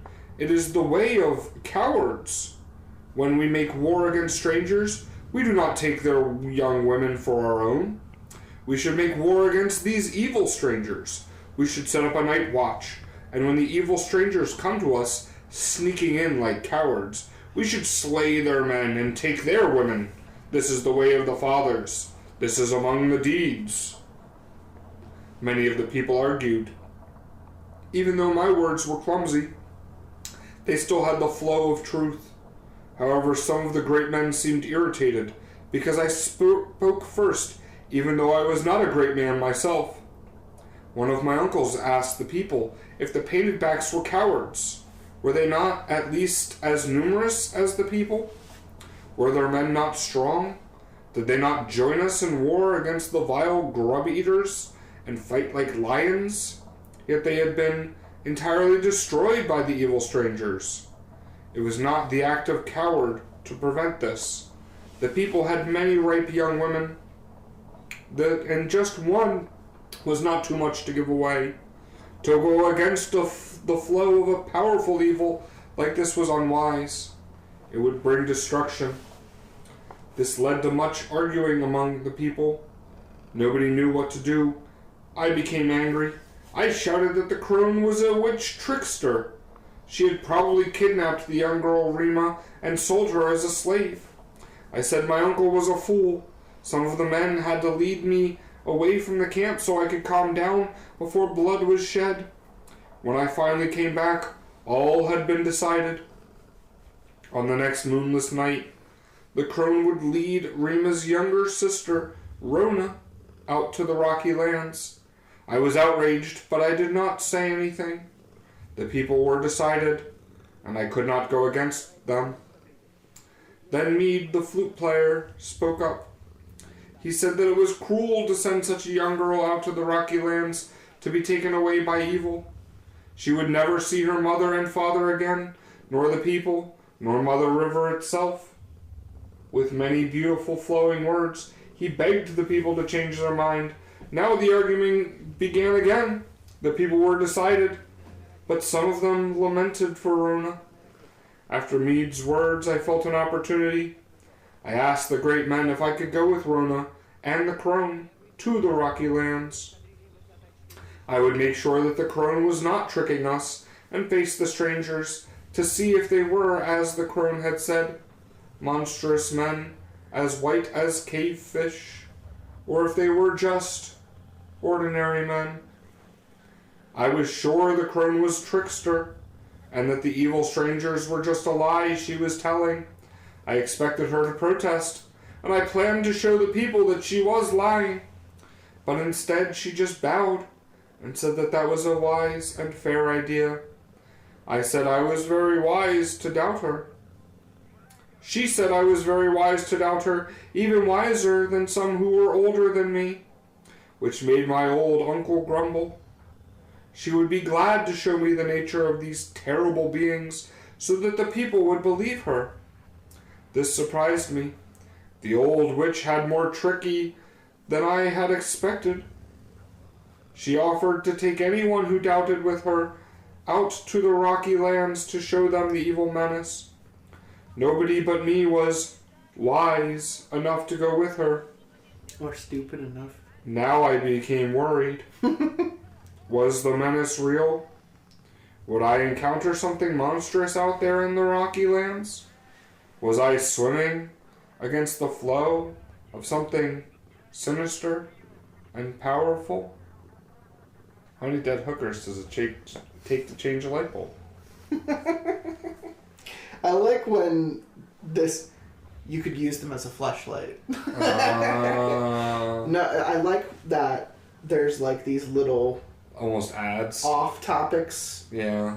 That the author picked from the time that it was writing this. Oh, that's who put that in there? Okay. Mm-hmm.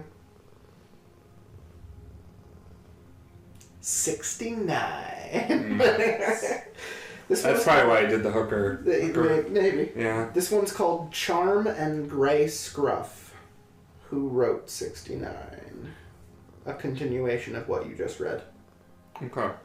It's the Watchers. I'll say, how many more of the Watchers are there? It's these next two parts. Okay. It's 69 and 70, and then we're done. And that's it, yeah. Mm-hmm.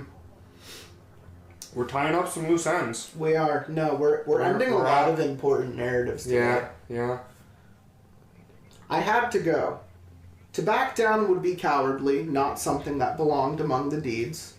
But I would have to be very careful out in the Rocky Land. Maybe the crone was telling the truth, and the monstrous evil strangers were real. But more likely she would try to kill me out there, and blame it on the strangers. That would get rid of me and make people even more afraid. Rona, the crone, and I set out the next day.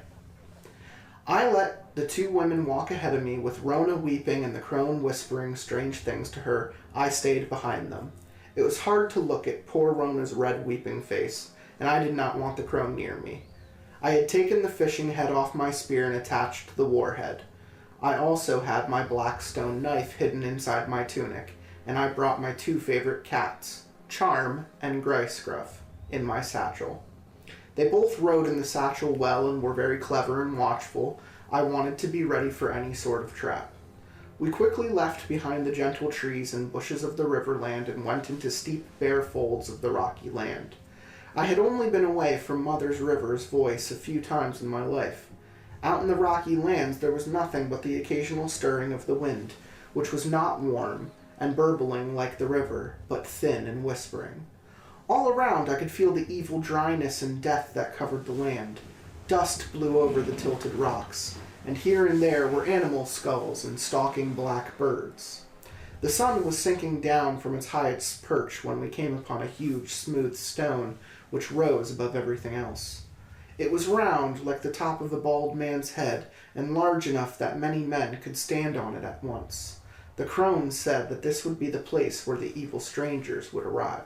I asked her what we must do, and she said that we only need to wait for night. Rona would go atop the stone. The stranger would come. Rona did not weep now, but looked at the stone with glittering eyes. The crone ran her hands through Rona's hair, gently pulling out the tangles, and Rona smiled at her. I asked her if she was afraid. The crone had told her wonderful stories about how the strangers would treat her kindly because she was coming to them willingly. They would take her across the rocky land to another river, which was far greater than Mother River, wide and flowing with sun-gold waters, and they would make her into one of the great women of their band. I kicked the crone over. She cried out. I told her if I had heard her voice one more time, I would paint this evil rock with her brains. She became meek. Rona protested, but I told her that the crone was a trickster. I tied the crone's hands behind her back with my belt and stuffed a wad of cloth into her mouth. There were no tricks from her now. I brought Rona and the crone atop the rock and looked around. The rocky land had many folds and hiding places. Still, the high stone was not a good place to make an attack. I let Charm and Greystuff out of my satchel, and they stretched their legs and sniffed the rocks. If they felt any evil in the land, they didn't show it. I walked far around the giant rock and searched among the cracks and folds in the land to see if anything was waiting. The whole place seemed to be empty. There were a few dry, dead bushes, so I gathered firewood. When I came back, the sun was sinking behind the rocks and the long curving shadows lay across the bare world. I built a fire, and Rona and I ate while we watched the sky turn orange and purple. Finally, all color fled from the world and darkness fell. With no moon, the small fire was the only light except for the stars. I told Rona to stay by the fire with the crone, who lay on her side, seeming to sleep. I withdrew from the small circle of light and lay flat against the still warm stone, with my spear by my side. I was completely hidden in the darkness, looking away from the firelight. The world was perfectly black. Gryscruff startled me as he appeared out of the dark, sneaking up the rock to sit by the fire. Charm soon joined him. Maybe it was too dark for even the cats to hunt, or maybe the land was too dead. A long time passed and there was no sound but the fire. The crone seemed to sleep. Rona added wood to the fire and drowsed. The cats lay side by side, like a man and woman. I wondered if I had ruined the crone's plan, if I would just lie on this rock all night with nothing coming. It was better than being stabbed in my sleep. More time passed. My thoughts became loose and wandering. I imagined the waters of the river flowing through the weird folds of the rocky lands, and my eyes closed. I opened my eyes again. I wasn't sure how long I had slept. Everything was quiet. The fire still burned well. Rona and the crone slept. Greystuff and Charm were still laying next to each other, both awake, both looking off into the darkness, both looking in the same direction. I looked out into the darkness. I couldn't see anything out there, just far stars over the blackness of the land. Were the cats watching something? Their eyes were wide. I found myself slowly wrapping my hand around the shaft of my spear. The cats did not take their attention away from what they were looking at. Maybe they had both heard a noise, a pebble falling somewhere. Gryscruff slowly, carefully got up, keeping its gaze fixed. Charm did the same, and I pulled my spear close and gripped it tight. The cats both jerked their heads slightly in the same direction, following something. Something was out there. It was close. I pulled my knees up under myself and held my spear with both hands. I listened to every noise, everything around me. I knew I was outside the light of the fire. I would hear anybody coming up the rock. Still, I wished desperately that I could see what the cats saw. It was awful not to know. Charm and Greyscruff crouched and turned to their bodies, ready to flee, but still watching the thing in the darkness, their wide eyes glowing in the fire, and slowly they raised their heads, following the thing up and up, until they were looking almost straight up. They must have been watching a bird. That was the only thing that could be that high. I let out a relieved breath. A gust of wind made the fire shudder, and the cats both jumped, scrambling off into the darkness. Rona screamed. It landed just in front of her, with a flap of wings and a gust of wind that scattered the fire in a spray of sparks. I was on my feet holding the spear out. The brightly burning pieces of wood showed its shape, like a giant pale man with huge wings instead of arms. It stood for a moment with its wings spread, far larger than any bird, but no feathers, like a bat's. The firelight shined through the thin wings, showing the creature's long bones and the streams of blood that flowed under the skin. It turned to look at me, and I realized that the scattering of the fire had brought me into the light. It could see me. My war spear felt like a frail little stick in my hands. Its face was like a rock lion's, but with awful black teeth and huge, filmy eyes. It was just as the crone had said. She had been right all along. What a nice title for 70. Mouth like a spider, cock like snakes. Cock like snakes, plural. Cock like snakes. There you go. Have fun reading that. You know? We're halfway. We're yeah, what's the day? Yeah. 70, yeah. I'll say we're on the 26th. Rona had fallen back onto the ground, and the evil thing stood over her. It was far taller than a man, but very thin, with a waist hardly bigger than a cat's and legs like a mantis. As I stood there with my spear in my hands, the flaming wood lying scattered all around me, looking at this thing in the shifting darkness. It seemed less and less like a man, and more like an animal, one of the sneaking, starving animals of the rocky land. It folded its wings behind itself, and its teeth shuffled in its mouth like a spider's. Rona was screaming, the horrible sound ringing off the stones, and I knew what the spear in my hands was for. I knew what I must do. But I could not move. I was held in place by an evil cowardice. The thing crouched over Rona, and its cock rose from between its legs. Oh, jeez. Very thin, but longer than any man's. It separated into many different parts, like the petals of a flower opening. Jesus Christ. Like a man spreading his fingers apart. It's like tentacle-like. We're about to get freaky. Yeah. The many parts grew longer, very long, and wound like snakes through the darkness towards Rona, seeming to sniff the air. I've seen this anime. They found Rona's body and went inside her. Inside her mouth and nose and ears and in between her legs. Yeah, I've seen this one too. Yeah. Her screams ended at once, and the snake-like parts lifted her body into the air. What the fuck? Yeah, I've seen this one. Many seasons ago, shortly after I became a man, I killed a rock lion while it was at the river's edge, watching the waters for fish. I had simply found it there below me as I came to the edge of a small cliff. All I had to do was leap down and drive my spear through its shoulders, and it was dead. When the people found out, they made me feel like I was greater than even the great man, at least for the rest of the day. The only other person to kill a rock lion was already gray and almost toothless. It was said that I would become a great hunter, but Mother River provides so much for the people that we do not hunt often, and I hadn't killed anything since then, except a few boar. Now I run towards the great and evil thing, my feet slapping quick over the bare rock. I lifted my spear and leapt and drove the heavy warhead right into its side. The spear went deep into its body, and a spray of black blood exploded out of the wound.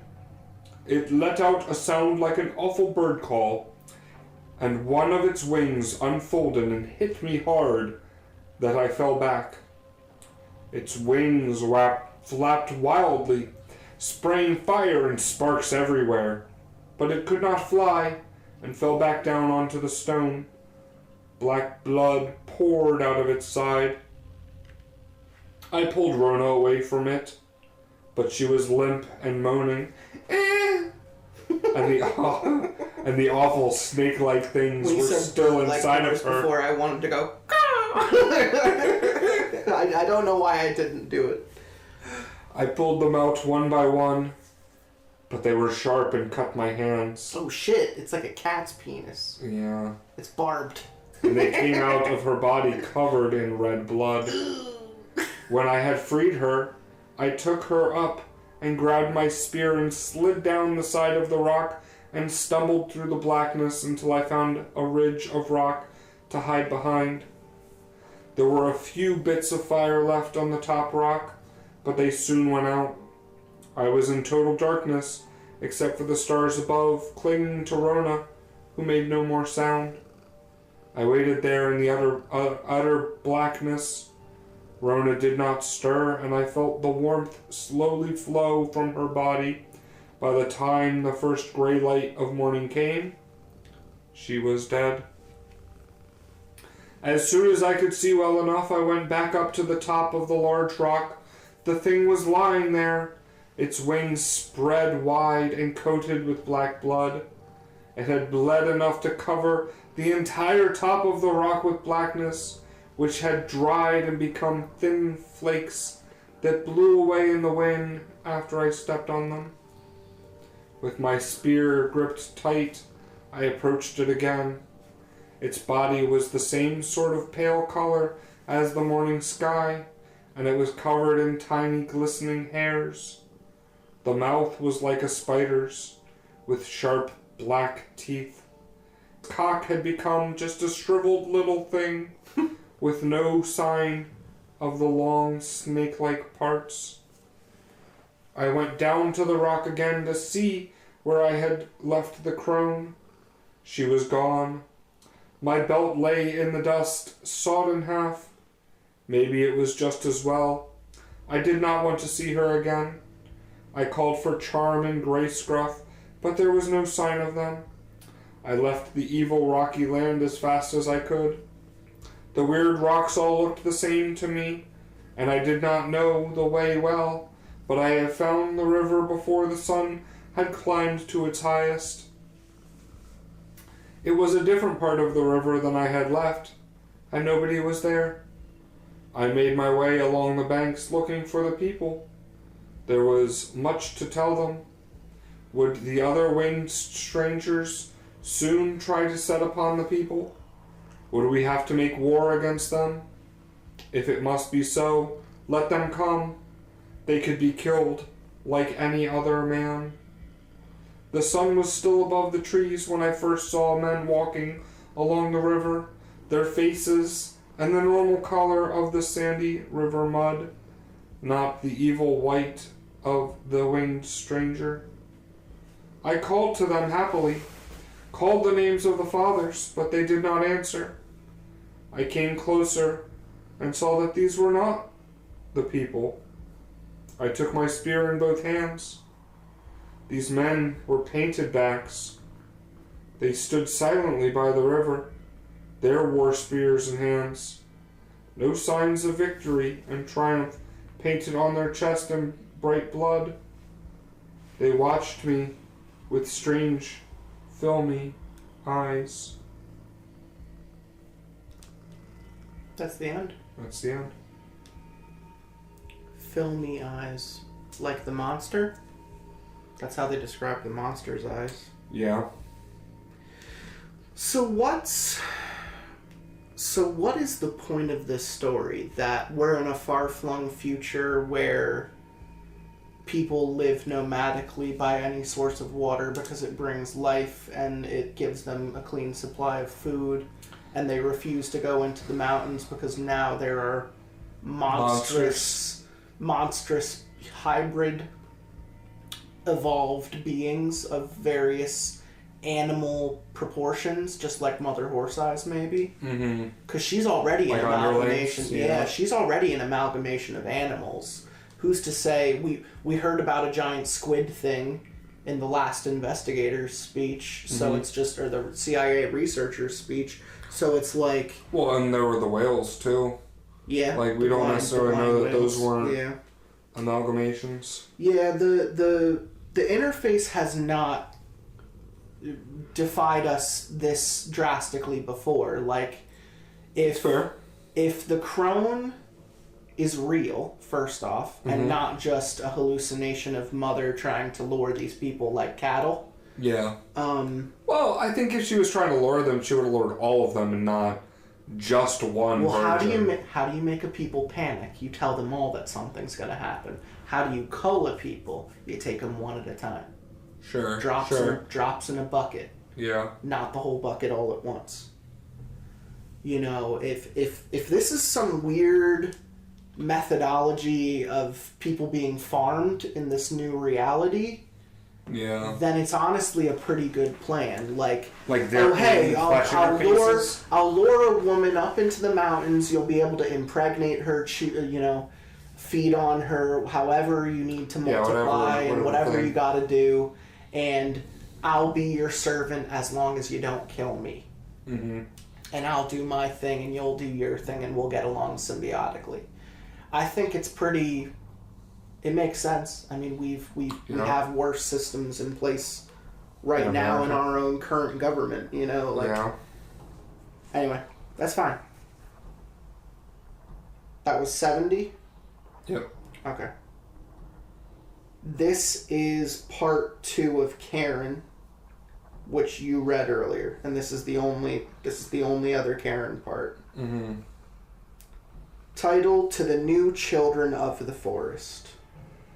71, May 27th at 3 a.m. It's really difficult for me to tell a story with just words, so please bear with me. I'm trying to tell you the story of who I am and how I came to be this thing, but I have trouble organizing my thoughts into a single, linear flow. I wish I could just show you the entire story all at once in all its many dimensions. And then I could make it clear why I hired somebody to put a pellet of poison into my own arm. Wait, what? Mm-hmm. But as it is, I must use the ancient art of written narrative. So here it goes. Imagine spending your whole life in a cramped, stinking prison cell, counting the days, scratching tally marks on the walls, and then one day that big iron door creaks open and you're whisked off to a glamorous party full of beautiful people and delightful games. And everybody you meet is toasting you for being a genius, for being the great hope of the human race.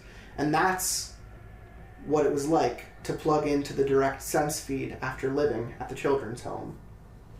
I can't describe the first day in the feed realm. Though I have not cried in 24 years, I still get the ghostly feeling of tears coming to my eyes every time I think about it. To be looking around at the home field environment, everything glittering in a new way, shining in colors that do not exist, all of it stretching out before me, all the main gateways open and waiting to be explored. The feeling of that moment of being a small child looking out at a beautiful new vastness of the realm was the most magical thing I've ever experienced. What I want to impress upon you is this: every step I took towards slavery felt like a newfound freedom. At first it was just games and social mixing with other kids. We had all played the mysterious Children of the Forest game and scored highly on it. The game had been an entry exam of sorts. It turned out that I had scored higher than anyone else, a lot higher. And this made some of the other kids jealous, but most of them seemed to look up to me. I had never made anyone jealous before, and I had never been looked up to before. Social mixing and share streaming was easy and fun. You had time to think of what to say, which video or Annie to post to the stream, which paste to link up. It was so much more exciting than being in real life. I had a good memory, and I could work the assisted recall pretty well, so I made a lot of friends. They told us we would all be going to Harvard and Stanford and Tsinghua, that we would be famous mixed stars or government stars, that we were the future of the world, and to be fair, they couldn't have known that most of us would be dead before we were 20, that all of us would be dead before 34. But they knew damn well we wouldn't be going on to normal lives. We were part of an experiment, and after we got used to the feed realm, they began the conditioning. I realize that you might not know what the feed realm is, so maybe I should explain a little about it. The feed realm is basically just another interface for sharing information and carrying out transactions. It's based on the metaphor of a 3D space.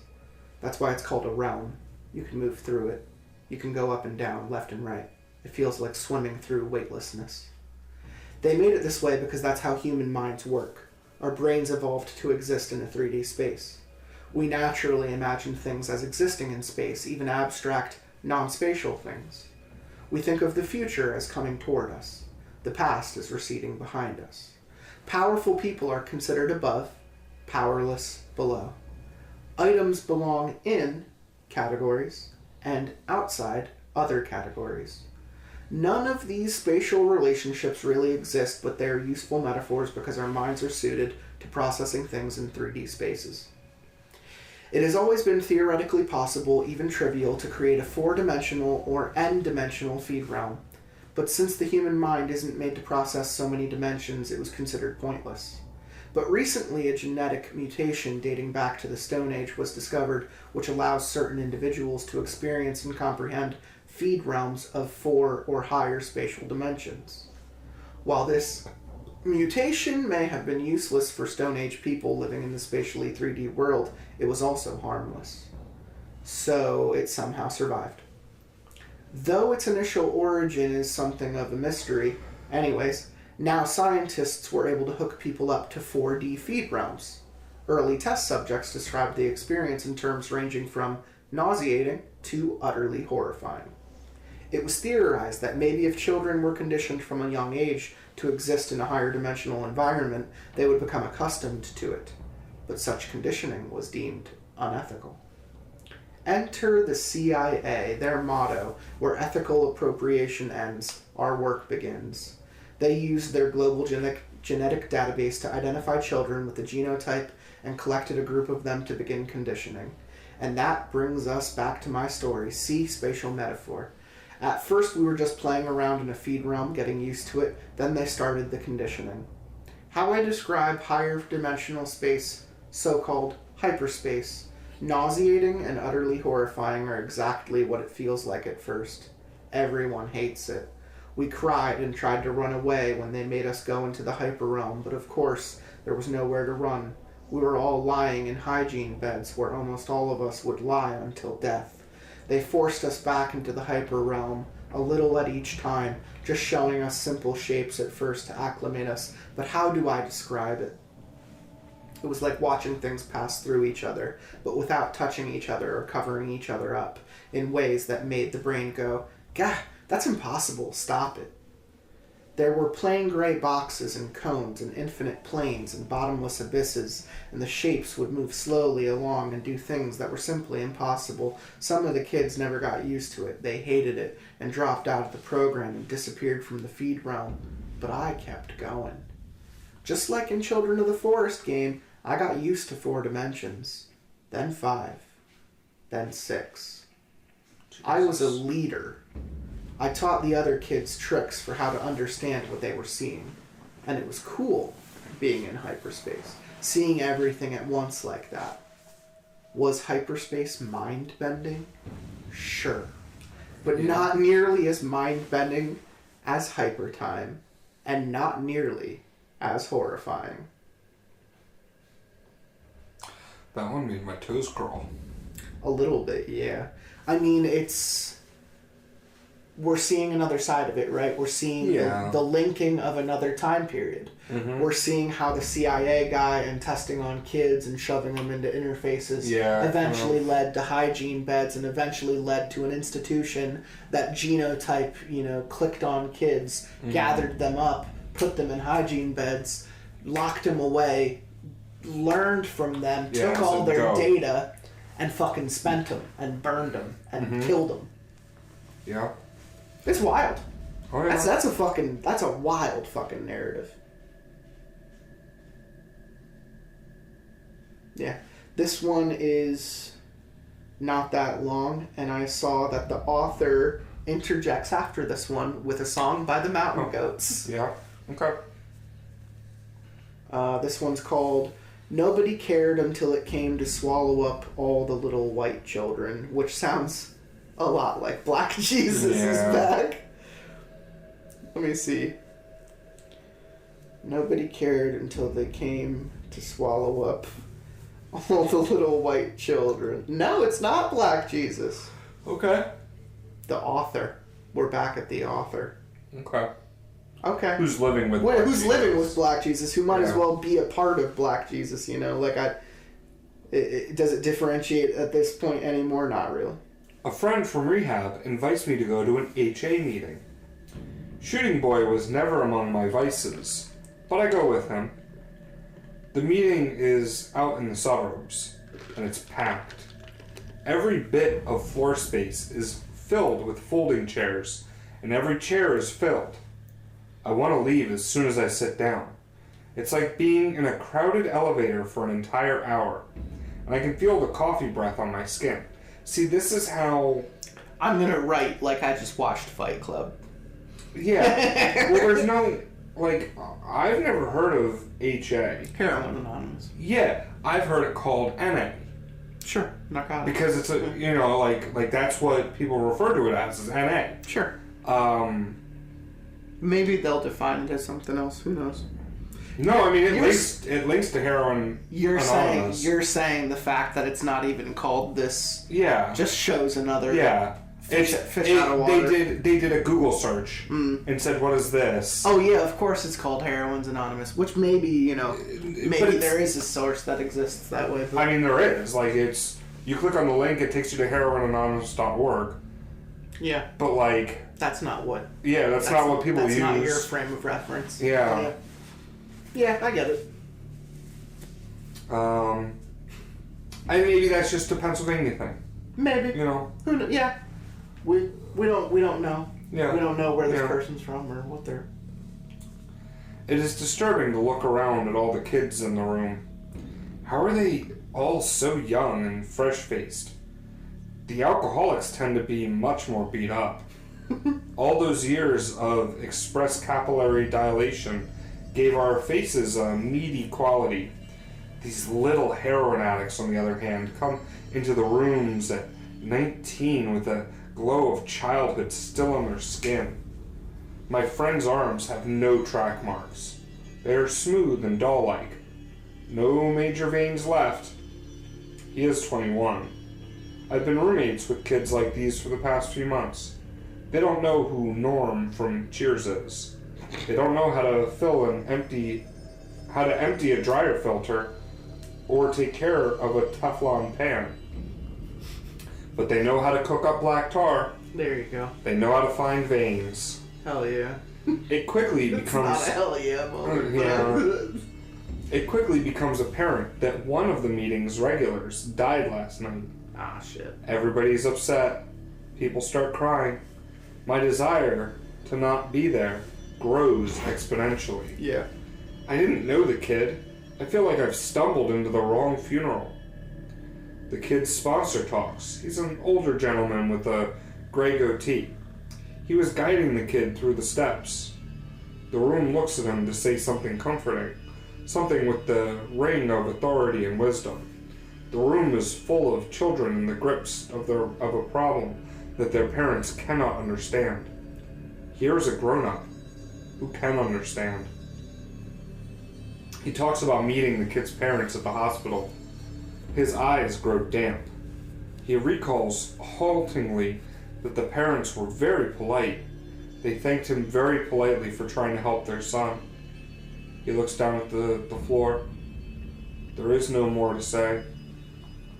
Later, I relate this story to my roommate, Sean. He says that he's been going on with the blacks for years, but nobody cared until it came up to swallow all the little white children. Talking about heroin, that is, yeah. Yeah. Or Eminem, either one.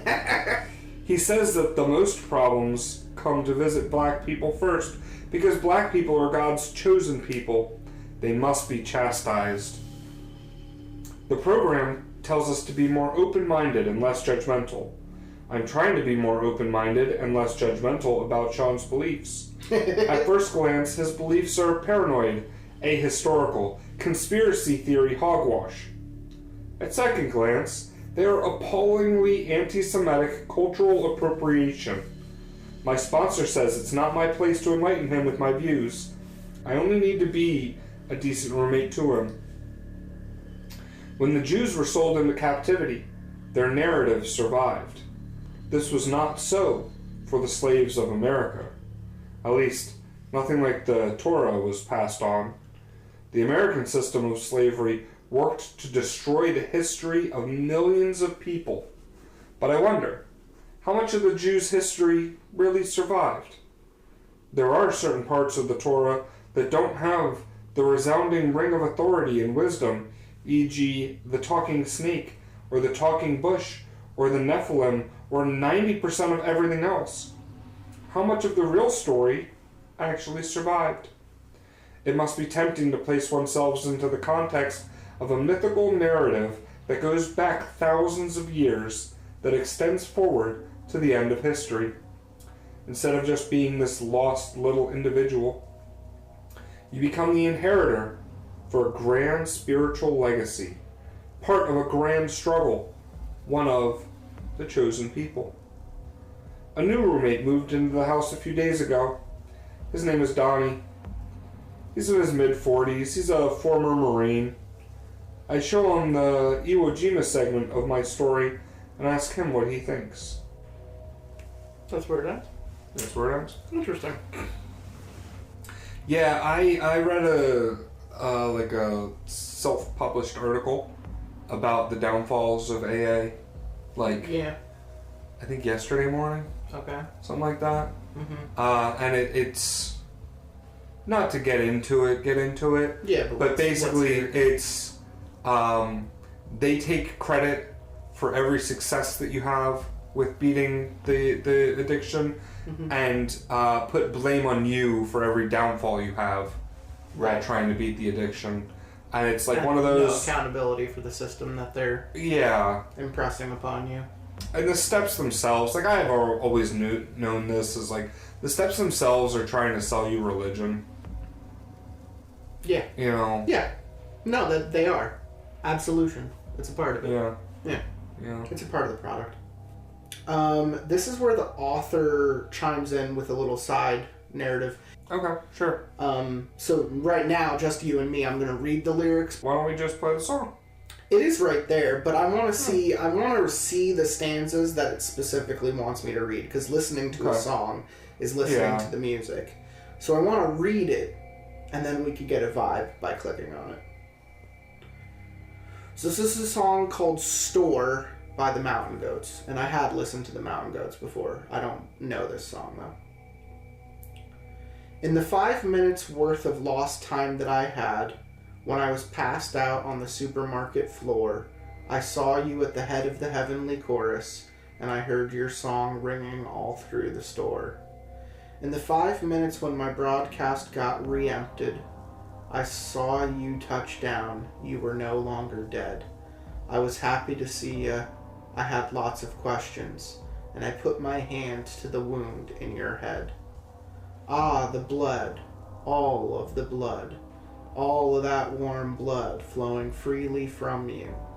In the 5 minutes when I was dead to the world, in a place far away from my friends and my home, I saw you with a smile on your radiant face, amidst all of the cans and the glass and the chrome, and in those 5 minutes my signal was jammed. The frequencies that I received were so pure that I was almost believed that the sight of the hole in your skull was a thing that my heart could endure. Ah, the blood, all of that blood, all of that warm blood flowing freely from you. Top comment. Mother is watching with her strange, uncanny, unfeeling eyes. Yeah. I get it. Yeah. Mountain Goats have always been solid. It's funny that they reference them of all bands. 73. A lifetime of spiritual failure. I used to drop mucho acid and believe in God. Then I became an alcoholic. Now I don't know what the fuck is going on. Sounds like the narrator. Yeah. It is. This one and the next one is both the narrator, but he's the one who writes everything up to 100, pretty much. Mm-hmm. He has 5 parts in the 80s.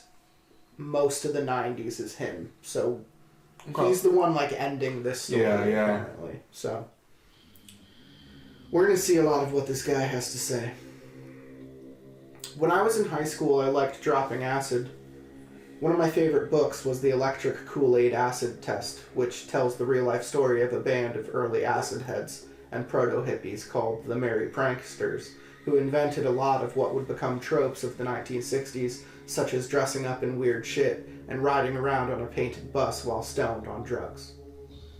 I was especially intrigued by an experiment which was carried out by the pranksters in 1965. One day, a few of the pranksters put a sign up on the front of the group's compound that read, "The Merry Pranksters welcome the Beatles." At the time, the Beatles were the biggest band in the world, and the Merry Pranksters were largely unknown. Moreover, none of the pranksters actually knew the Beatles or had any idea of how to contact the Beatles, nor did they make any attempt to do so.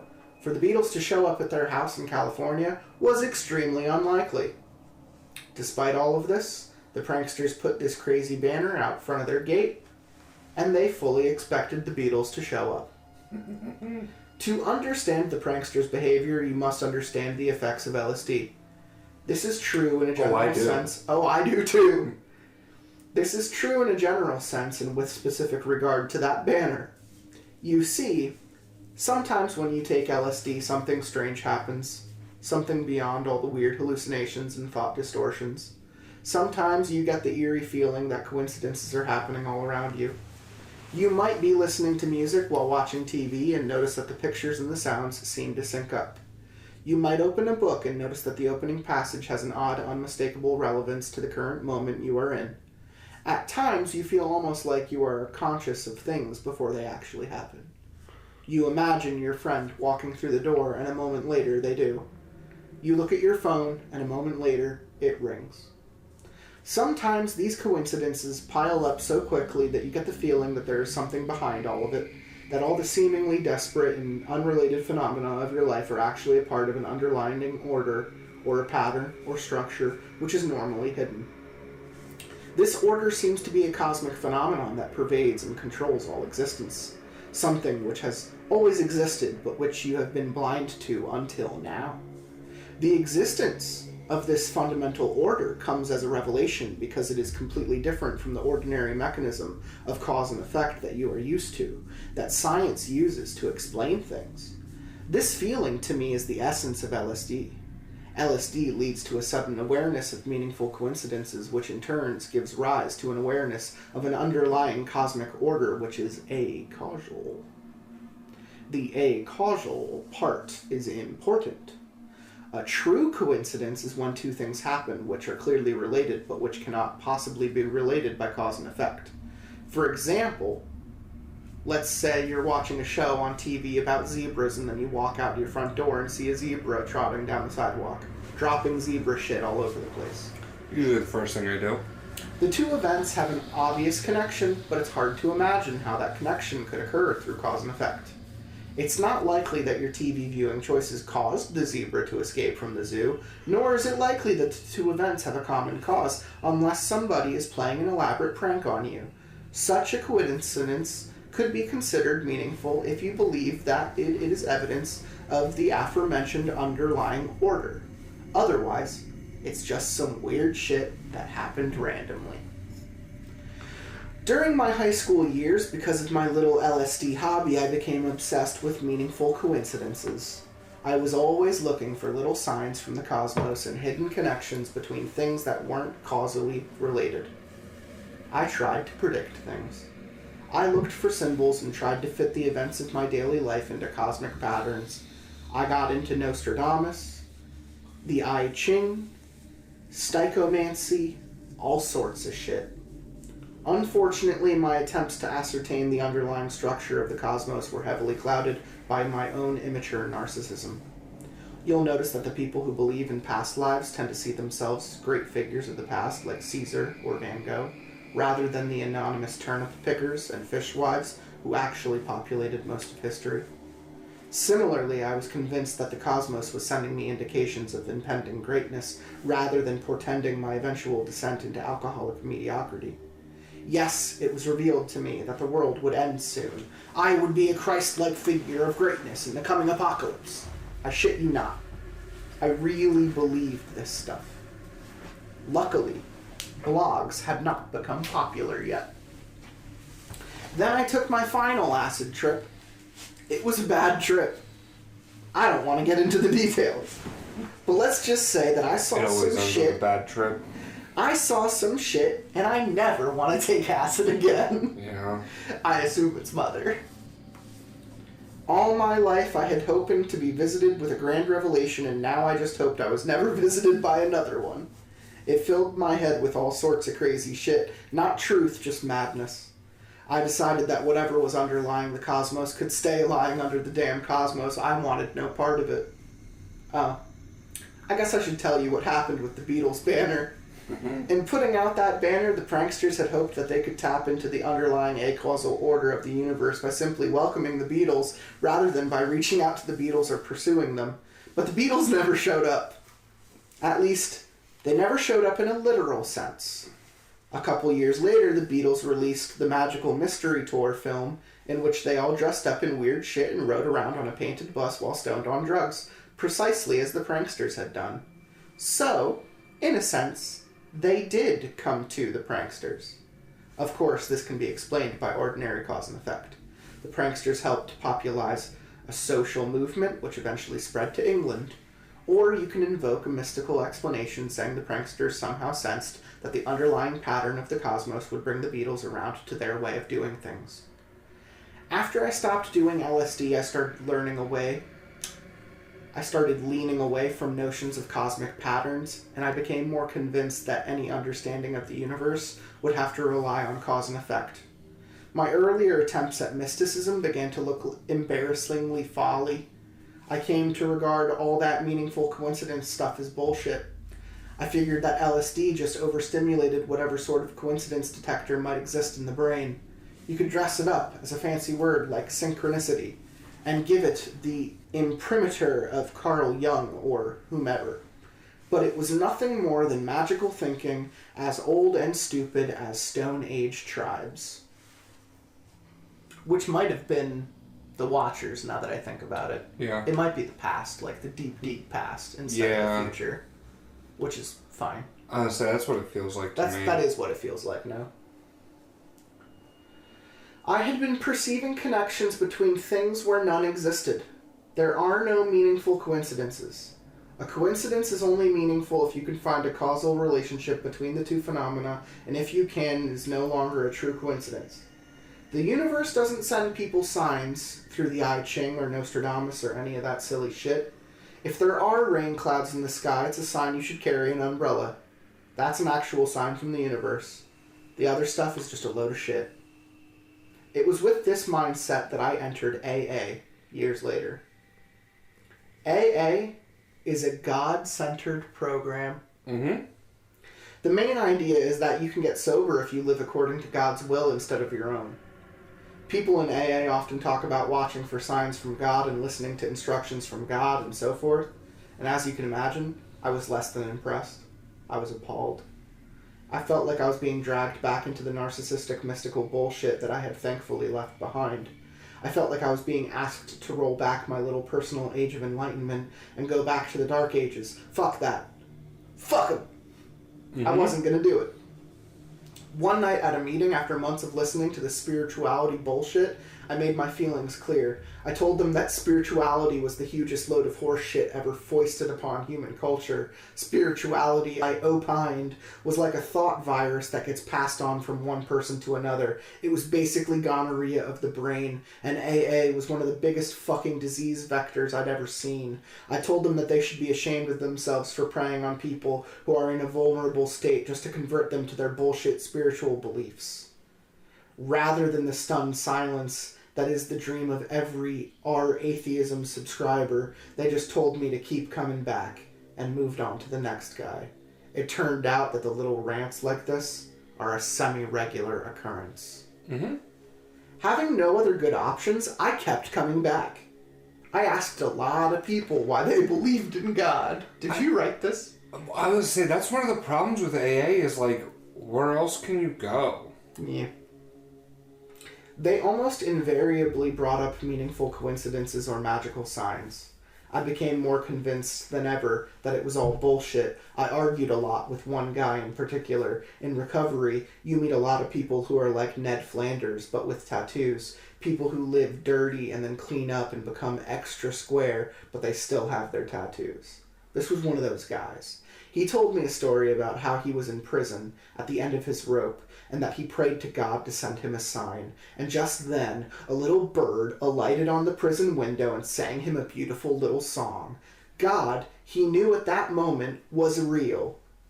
I almost dislocated my eyes, they rolled so hard. What a bunch of silly shit. How could a grown adult believe in this crap? I read the AA literature, mainly to bolster my arguments against the program. AA literature is very sneaky. It knows that most atheists follow the tradition of Western secular humanism, which values open-mindedness in contrast to close-mindedness of religionists. So the literature portrays atheism as close-mindedness. Atheists are encouraged to be more open-minded, more flexible, more willing to accept the idea that they don't know everything about the universe. I wondered if it was fucking opposite day. How were these spiritual nutcases going to portray spirituality as open-mindedness and atheism as close-mindedness? I was simply asserting that in my entire life I had never seen any convincing evidence of God. That wasn't close-minded. That wasn't presumptuous. It was the opposite. I was willing to accept the evidence presented to me by the world, unlike religionists who turn a blind eye to it. I told heavy metal Ned Flanders that if the skies ever opened up to show me the majestic glory of God, then I would be happy to fall to my knees, because either God existed or I was in the presence of a technology advanced enough to be godlike. I told him that I was You are God now. Yeah. I told him that I was perfectly willing to believe in God if I was ever presented with a shred of credible evidence for his existence. And soon after, I was presented with precisely that. Who knows? Maybe it was a coincidence. Yeah. Because then he met Mother Horse Eyes, I assume. Yeah. I'll say it's By the getting zebra walking down the absolutely street. shit-faced. Yeah. That is the zebra walking down the street. 74, let's play with our audience, aka how I opened your mind's eye to the meta-narrative around you. It's more of the narrator. Huh. This one's not as long. I think it's possible it could be written on the fly. The story gives the appearance of a vast scope because the storylines are from different eras and areas, but rather than a broad paranoia, it only provides thin slivers of insight into each time and place. Everything in between these slivers is left to the player's imagination, and given the author's hints at branching timelines, he or she is not necessarily required to link these little slivers together. We've had this exact conversation. People also point to the various stories' interconnectedness and claim that the work has a structure too intricate to be Jesus, fucking thesaurus. Improvisational. Yeah, that one. But how much interconnectedness is there really? There have been, like, multiple words with fucking, like, 12 fucking letters. But he's saying what we've been saying all along. He's Don't they know I'm stupid? He's saying that this has to be planned. No one could just post these posts within 3 hours of each other over the course of a month and just keep posting them. They can't just be off the top of someone's head. They have to be preordained. They have to be coming from a place of scripted reality. Sure. In the world of Reddit, it's very possible. But I can believe both instances, right? Of course. I'm not saying it's impractical. Yeah, I'm just saying that's what I've assumed. That's how Stephen King writes. He's like, I just start writing. Off the top. He has an editing process, though. Sure. He doesn't just send to publisher. Well, of course. This is imprinted as if a send to publisher button is Reddit. That's where I'm like, no. That's where I hold up the hand and I'm like, no. This is 100% planned. Yeah. It has to be. They're making us feel crazy now. And I'm already crazy. For example, the Stone Age story has cats in it. Yes. And the cat story has cats in it. Yes. This is from a point of similarity, obviously. Very. But what is the significance? So what if both stories have cats? Is this meaningful coincidence or a meaningless one? Meaningless. The same question could be asked about the children of the forest, or the various marines, or the demon penises, for which the author has such fondness. Yet these elements recur. The demon penises recur? But to what Not end? yet they haven't. Perhaps, like somebody on LSD undergoing a false revelation, we are drawing connections where none really exist. Yeah. Perhaps these are meaningless coincidences. The story employs a number of callbacks, where it makes reference to something which was not mentioned in quite a while. This gives the appearance of careful pre-planning. But callbacks are actually pretty easy to improvise. Mm-hmm. The author can just look over the story. Piece. You don't need to tell me this. Yeah. The author can just look over the story, pick an element, and bring it to the fore again. Mm-hmm. Like a prime factorization problem. Like poetry. The problem is easier to create than it is to solve. A successful callback is really more of a testament to the reader's intelligence than the author's. He's telling the investigator narrative to get fucked right now. Mm-hmm. Because that last part did not call back to fucking anything. Yeah. It was just saying, hey, sometimes there's a box. Like, fuck you. And by the way, whatever happened to Companion 12? Yeah, whatever. That seemed like it was going to be a thing. It did. They're mocking us now. This is a joke to you. But anyways, this is all speculation on my part. It's an interesting question. How can we know whether the story is improvised or not? The author does occasionally make direct responses to other Reddit comments. It's Schrodinger's fucking Reddit. Yeah, and make reference to current events. But as you said, this could be a sort of superficial improvisation, where most of the story is actually fixed, but a few of the details are improvised. The author could also be combing through Reddit for the right comment to give the appearance of improvisation. Mm-hmm. Are we watching real choices in action? Or are the events of the universe occurring along some deterministic path? Is there any other way to find out? Maybe some sort of test should be devised, but that would require the author to play along.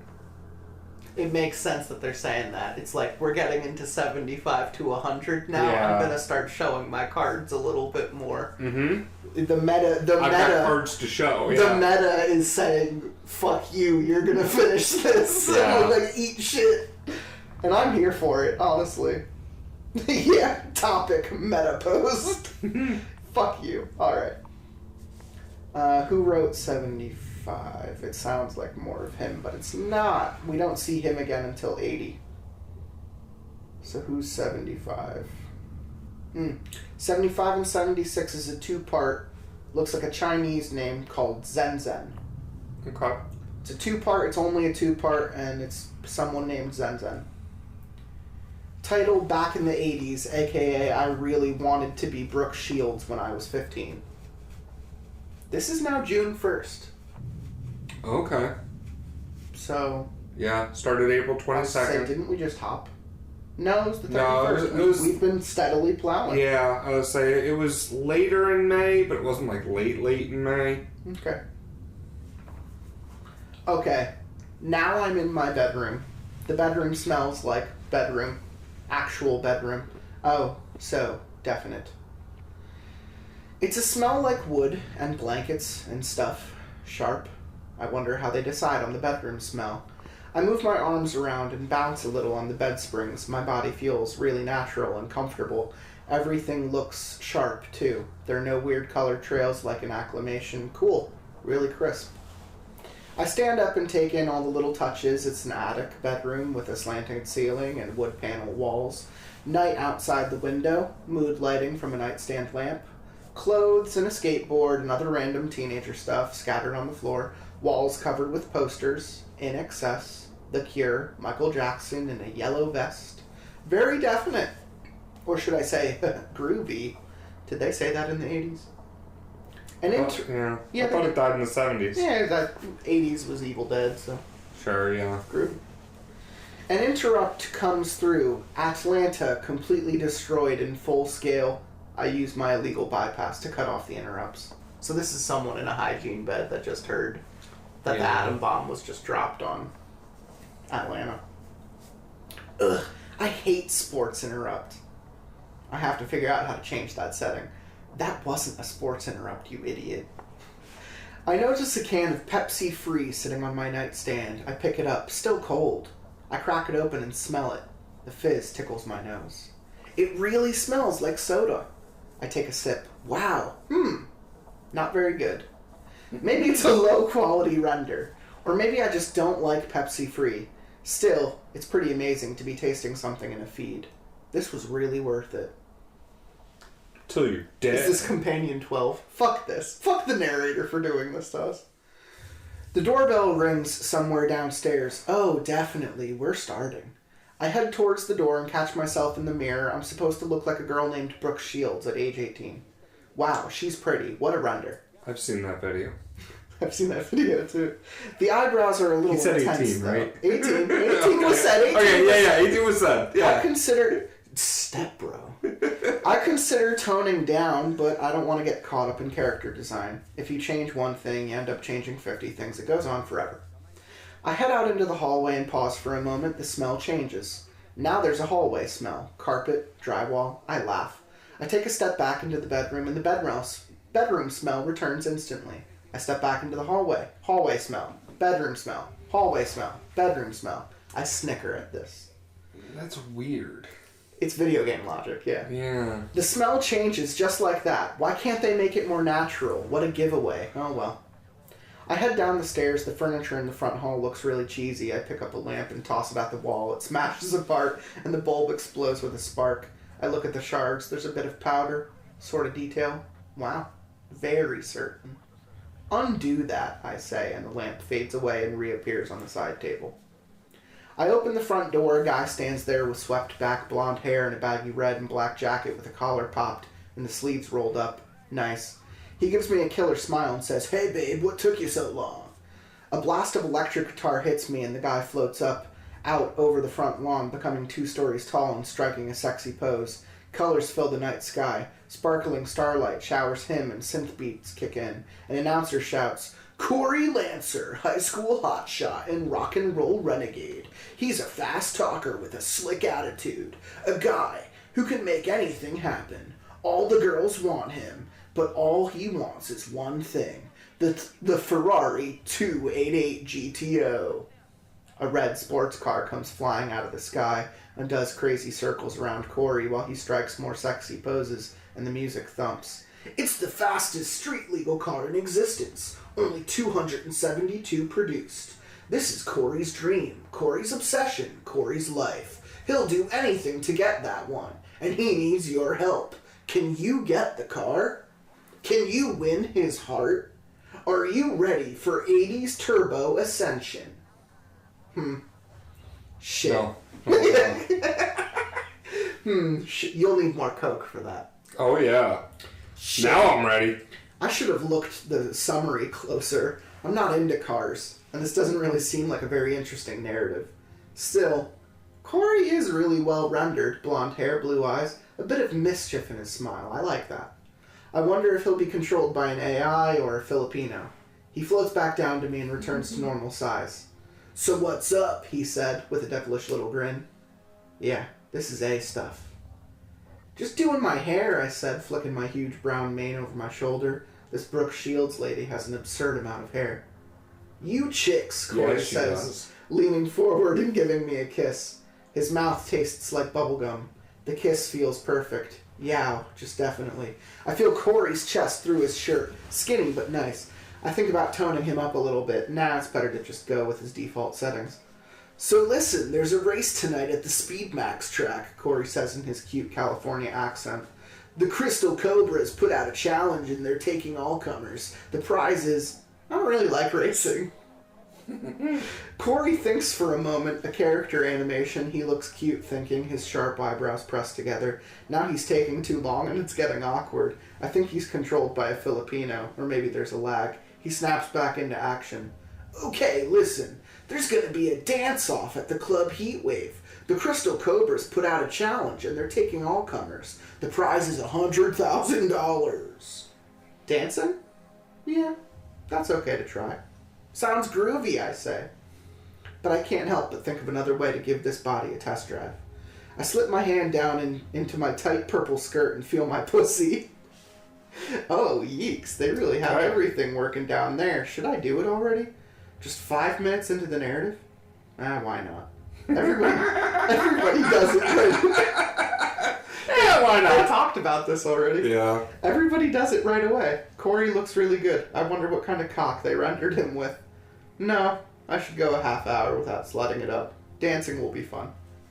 Corey holds out his arm like a gentleman and I take it. He leads me down the front and walks towards his car. A smeary old junk ride with dents and rust all over it. Sorry, hun. It's only temporary, Corey says as we come up on the car.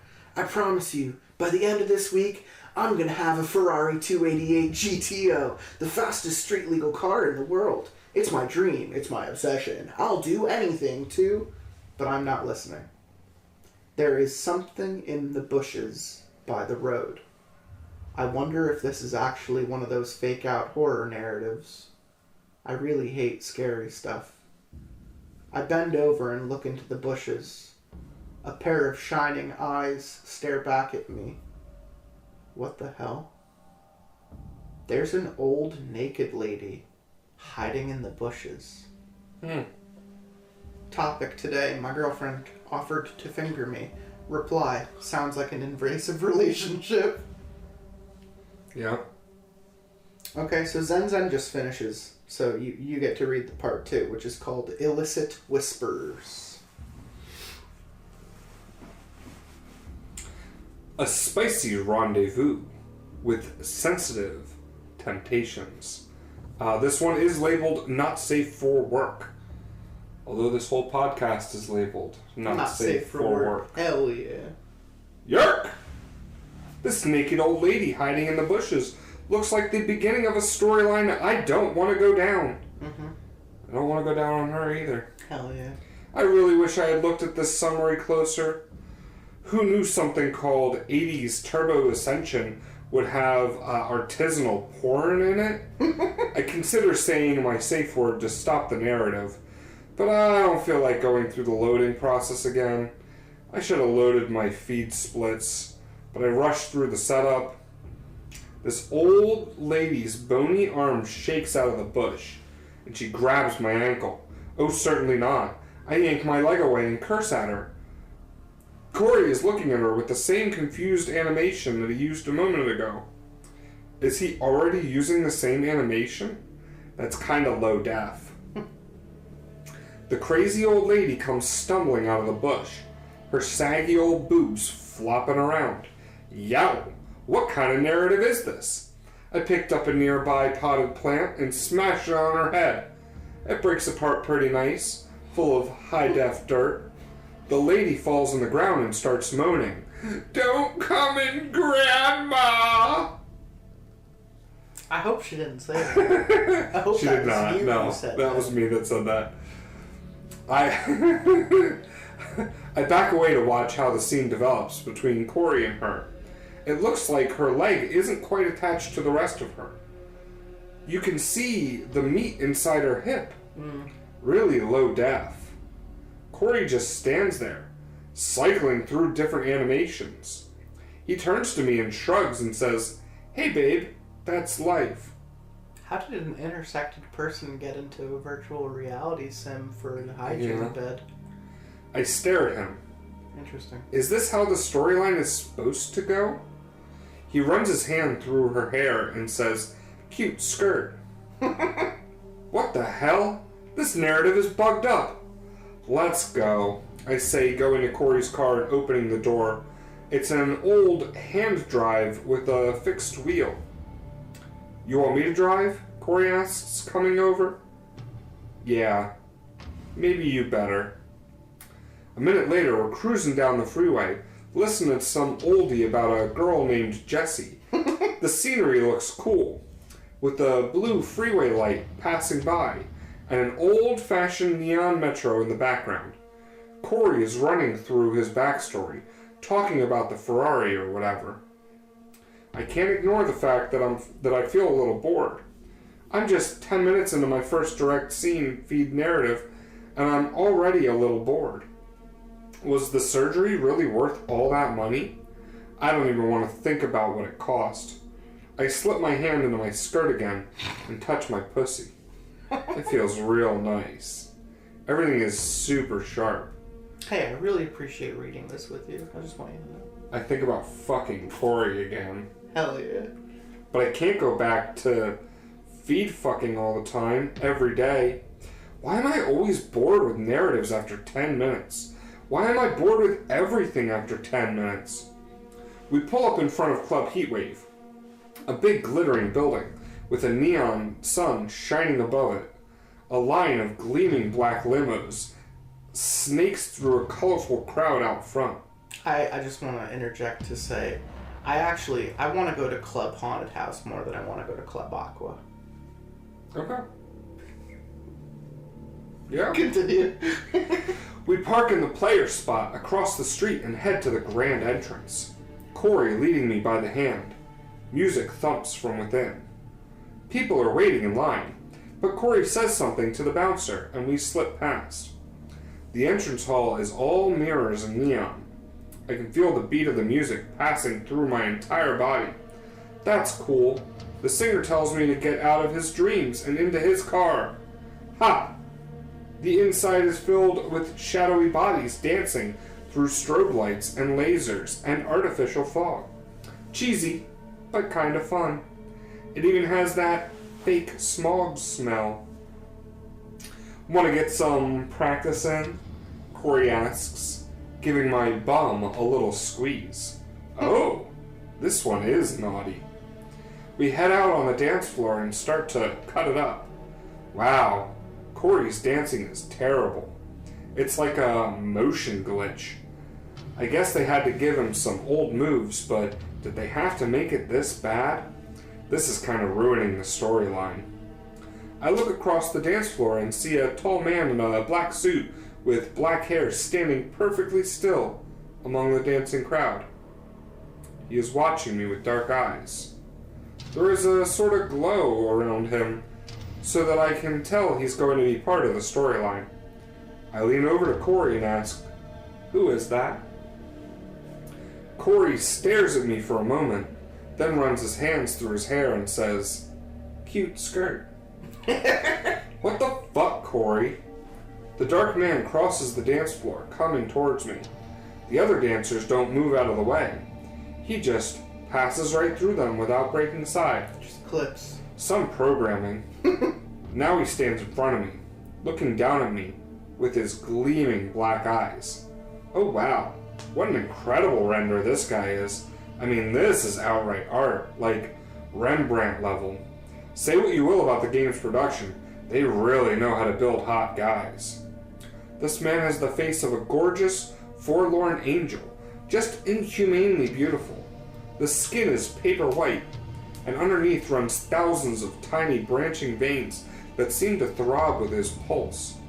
Such an obsessive definition. His lips are perfectly soft and fleshy looking, like nothing I've ever seen in a feed before. I lean towards him for a kiss. A smell comes off of him, something I can't quite place. Sweet and rich. And we are kissing, and I can taste what I'm smelling. Sweet but metallic. Wow, this guy can kiss. I think this is what real kissing feels like. Probably is. I pull my head back and touch his face.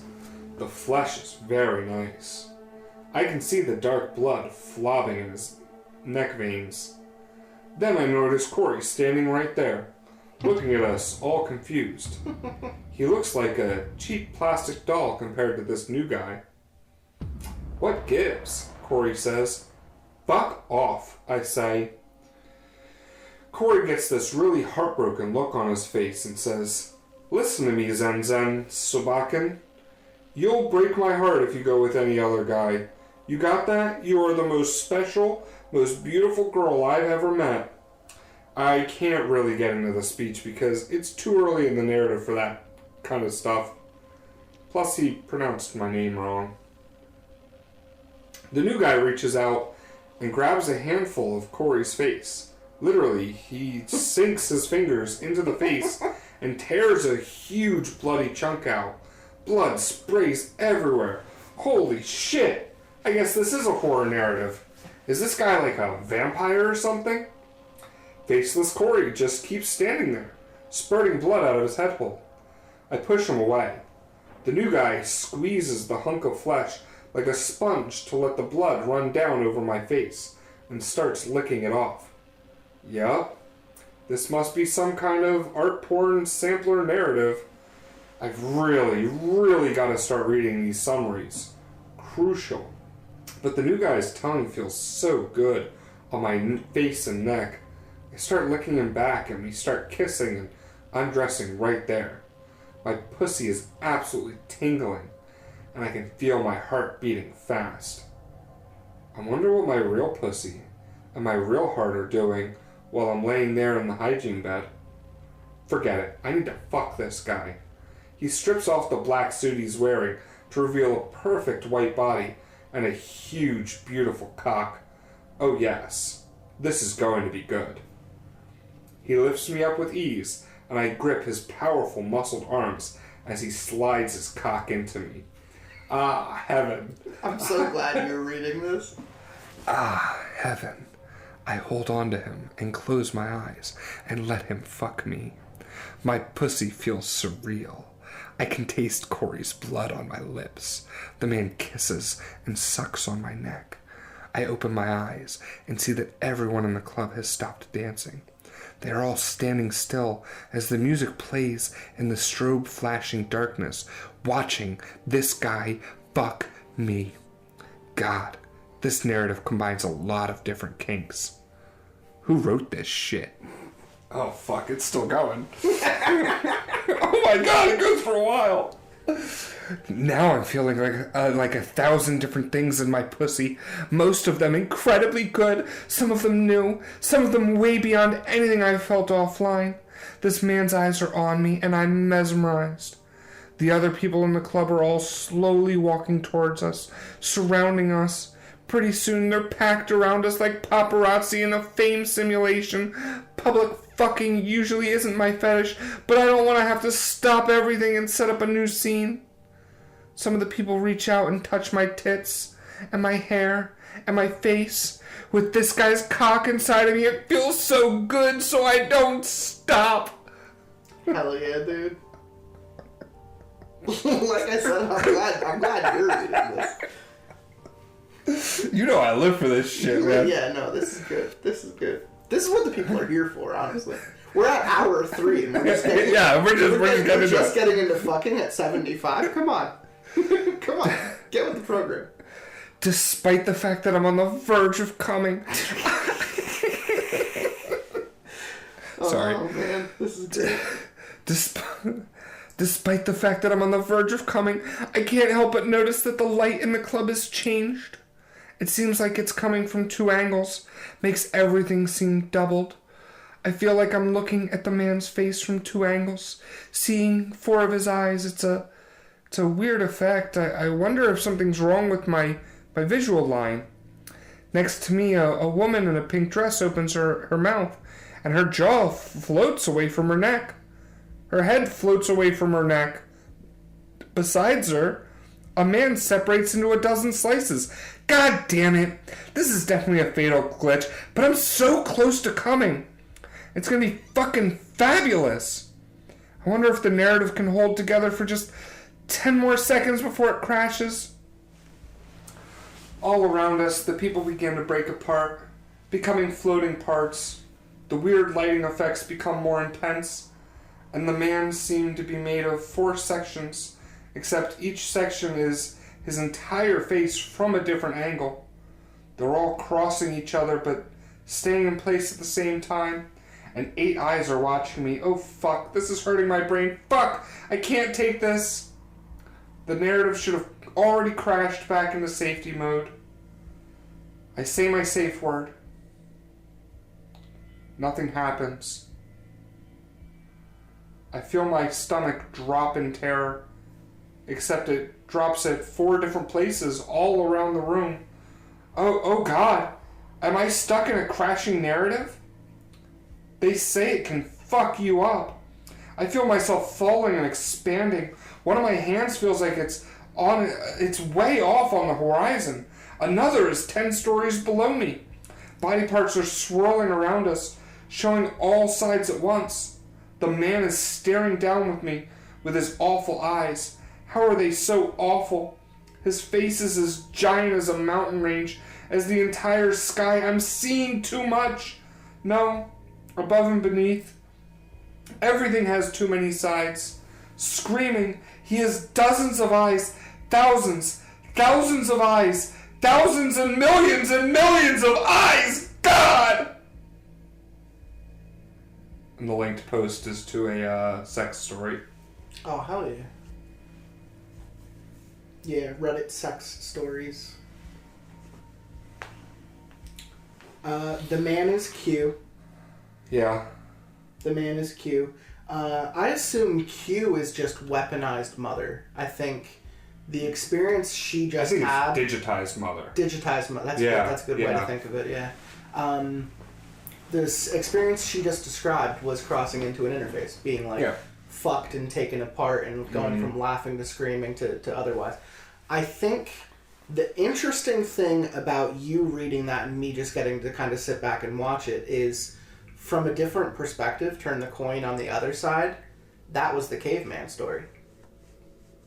Yeah. The woman being brought out into the random place in the middle of nowhere and then being taken by a monster and consumed but also reproduced by being molested but also fed on. Like, this is just... We saw caveman times of an actual monster. Now we're seeing future times, and the monster's a virtual one. Yeah. And the war of the mind, which we've talked about a lot, is lost. The war of the mind is gone. This is no longer a literal thing. This is happening in your brain, and you have no choice. You're just it there. Is a virus. It is in there, and you are going to be clocked out. That's nightmarish. Oh, yeah. That's crazy. 77. You need to learn statistical proxy fucking. Distillation tracing. Statistical proxy fucking distillation tracing. AKA, if you don't know how to predict and manipulate reality, I can't teach you. Sounds like Brad. Or not Brad, Yeah. Is it Brad? Is that his name? Brad. Ben? Ben and Karen, Is it Ben or Brad? I think I've been Ben. calling him Brad this entire time. It's Ben, and this is Ben. Okay. Let's see how long this is. It's a conversation. It's not long. Okay. So they're still driving. The last we saw is him seeing Atlanta blown up. So When we got to the Clearview Hospital, it was like Karen said it would be. The emergency room was flooded with patients coming in from Atlanta, but the readjustment center was empty except for a lone staffer who was watching the lobby's wall set and praying. The set was showing footage of the black cloud over Atlanta, or maybe it was Denver, or Riyadh. 12 cities gone in the last hour. They were not the largest or most powerful cities in the world. Haifa, Zhengzhou, Bengaluru. What was the pattern? What the hell had Bengaluru done to anybody? Karen said there was no real pattern. This is Q's opening move. Her entrance into the world. She won't destroy everything, but she will kill and kill until she thinks we are ready for her demands. I found a wheelchair by the readjustment center's entrance and wheeled Karen down to the EMRT room. Somewhere a hygiene bed's life alarm was ringing. I ignored it. My goal was to get Karen some muscle treatment. A single treatment probably wouldn't give her enough strength to stand on her own, but she could at least hold her head up and move her arms, and she might regain her voice and sight. In the treatment room, I filled a treatment tub with the minty-smelling conducting gel and washed Karen off and fit her with a breathing tube. These were normally tech duties, stuff I thought I would never be doing again. Looking down at this little twig of a woman on the table, it occurred to me that all I had to do was tie off her breathing tube, and that would be the end of her. I asked her the question that kept coming to my mind. How do I know for sure that you didn't blow up Atlanta yourself? How do I know you aren't full of shit? My set was blank for a while before she answered. Well, how could I prove it? I tried to think of a way, some kind of test. I don't know, I said, finally. You know much about statistical proxy, distillation tracing? No. Then it would be hard to prove it to you. So how do I know that it wasn't you? You can't know. I need to know if I'm going to help you. Then learn about SPDT. I don't have time to learn about fucking SP fucking DT.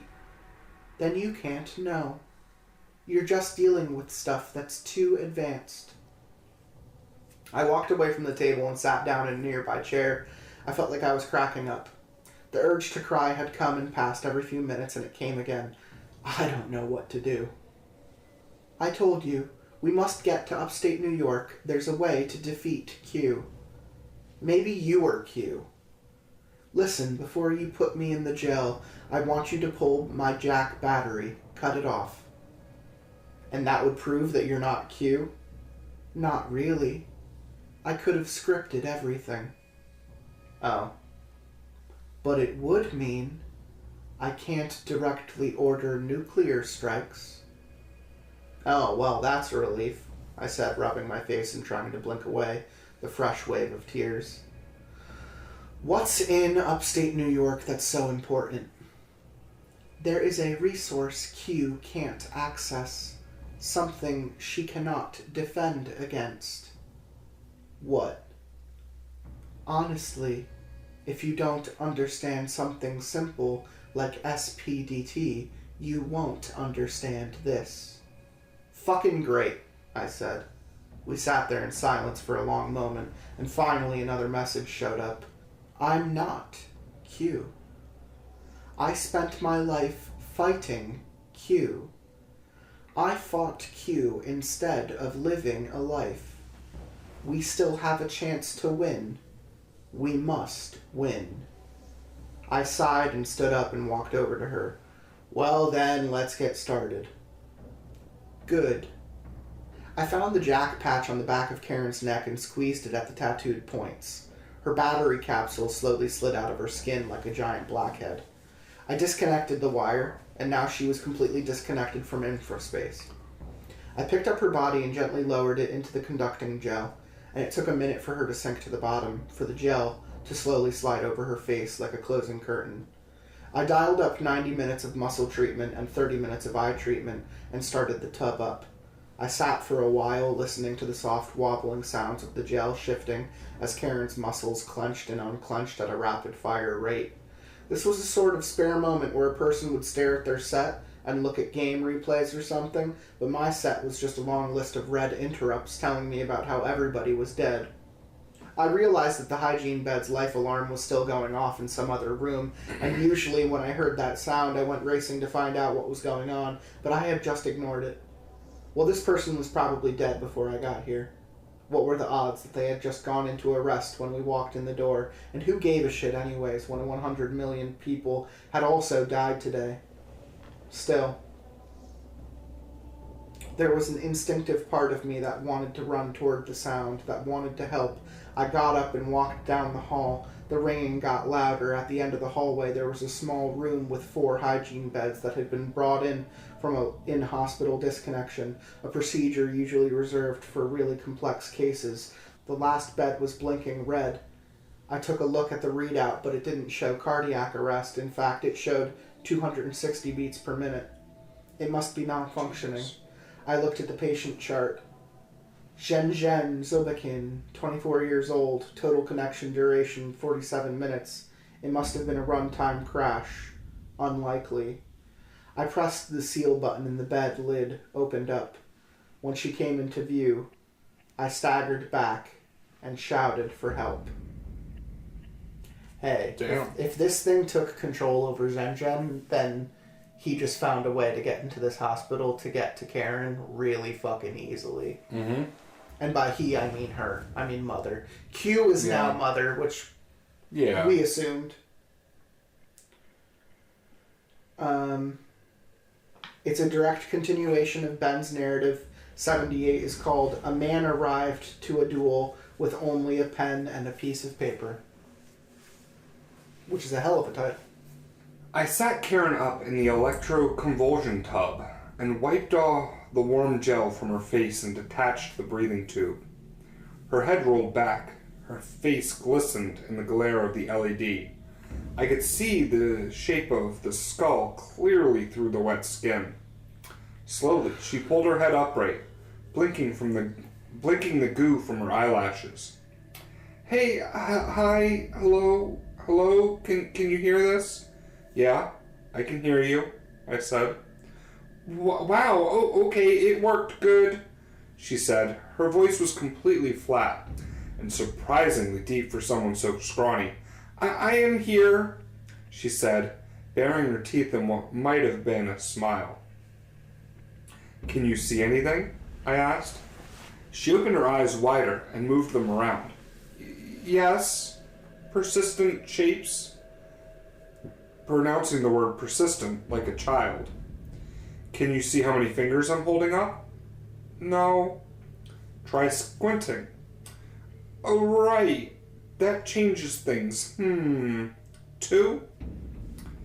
She was right, except that she was looking at a completely different direction from my hand. Great, I said. Slowly, her knobby knees emerged from the gel, and she grasped them with her hands. It was a good sign for somebody in her state. It also showed that she knew some of the standard tests for emergence. We went through a few more of the tests and found that the treatment had worked well. She might even be walking soon. I got her out of the tub and washed her off and put her into some scrubs. She managed to sit upright on the table without leaning on anything, her bony arms set stiffly at her side. Can I ask you a question? I asked.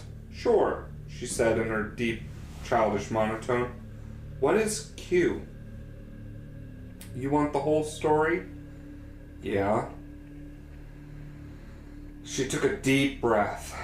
Okay, so approximately 50,000 years ago, she told me the whole story of Q as she knew it from the beginning in prehistory, when the hyperspace code was inserted into the human genome. She went all the way to right now in the so-called plague of the flesh. Her description of the plague explained that it happened to poor Zen in her hygiene bed. It also explained the red butterfly thing I found in the other hygiene bed. If you're reading this, I guess you have access to her story as well. Hopefully she wrote down the whole history of Q, because I honestly didn't understand it all, and I couldn't do it justice. If I had heard it on any other day, other than the day Atlanta was destroyed, I wouldn't have believed it. As it was, I just took it all in a calm, detached way, as if I was listening to another delusional. I guess you'll be reading her story before any of this even happens, so you'll be inclined to believe it even less. This is more of the fucking, oh, tell me about your story. It's like, Meta, yeah. Well, it was such a great story. It's like, well... Yeah, it is more than... Well... well... So at this point, I asked her how she knew so much about Q. Like, what its plans were and everything. She said Q had recently stopped hiding anything from her and the other bred soldiers. It was fully confident in its ability to win against them in any scenario. It no longer felt the need for any secrecy. I asked her why it had tried to kill her. She said that it hadn't. It was planning to destroy Atlanta anyways. Oh. She had arranged for the assassin herself, an improvisation to get her out of the city more quickly. I asked her if her ability to see all those extra dimensions allowed her to see into the future. She told me that she could only see extra dimensions in the freed realm. It allowed her to fight against Q more effectively because she can process information on a different level. She explained, when you look at a digital picture, you can process a huge matrix of color values all at once. If you try to process the same picture by looking at a list of color codes for each point, like R101, G254, B017, it would take you forever and be incomprehensible. For certain problems, I have the same advantage over you that you have over a guy reading a list of color codes on a ticker. I can see many things all at once, but I can only see extra dimensions in the freed realm.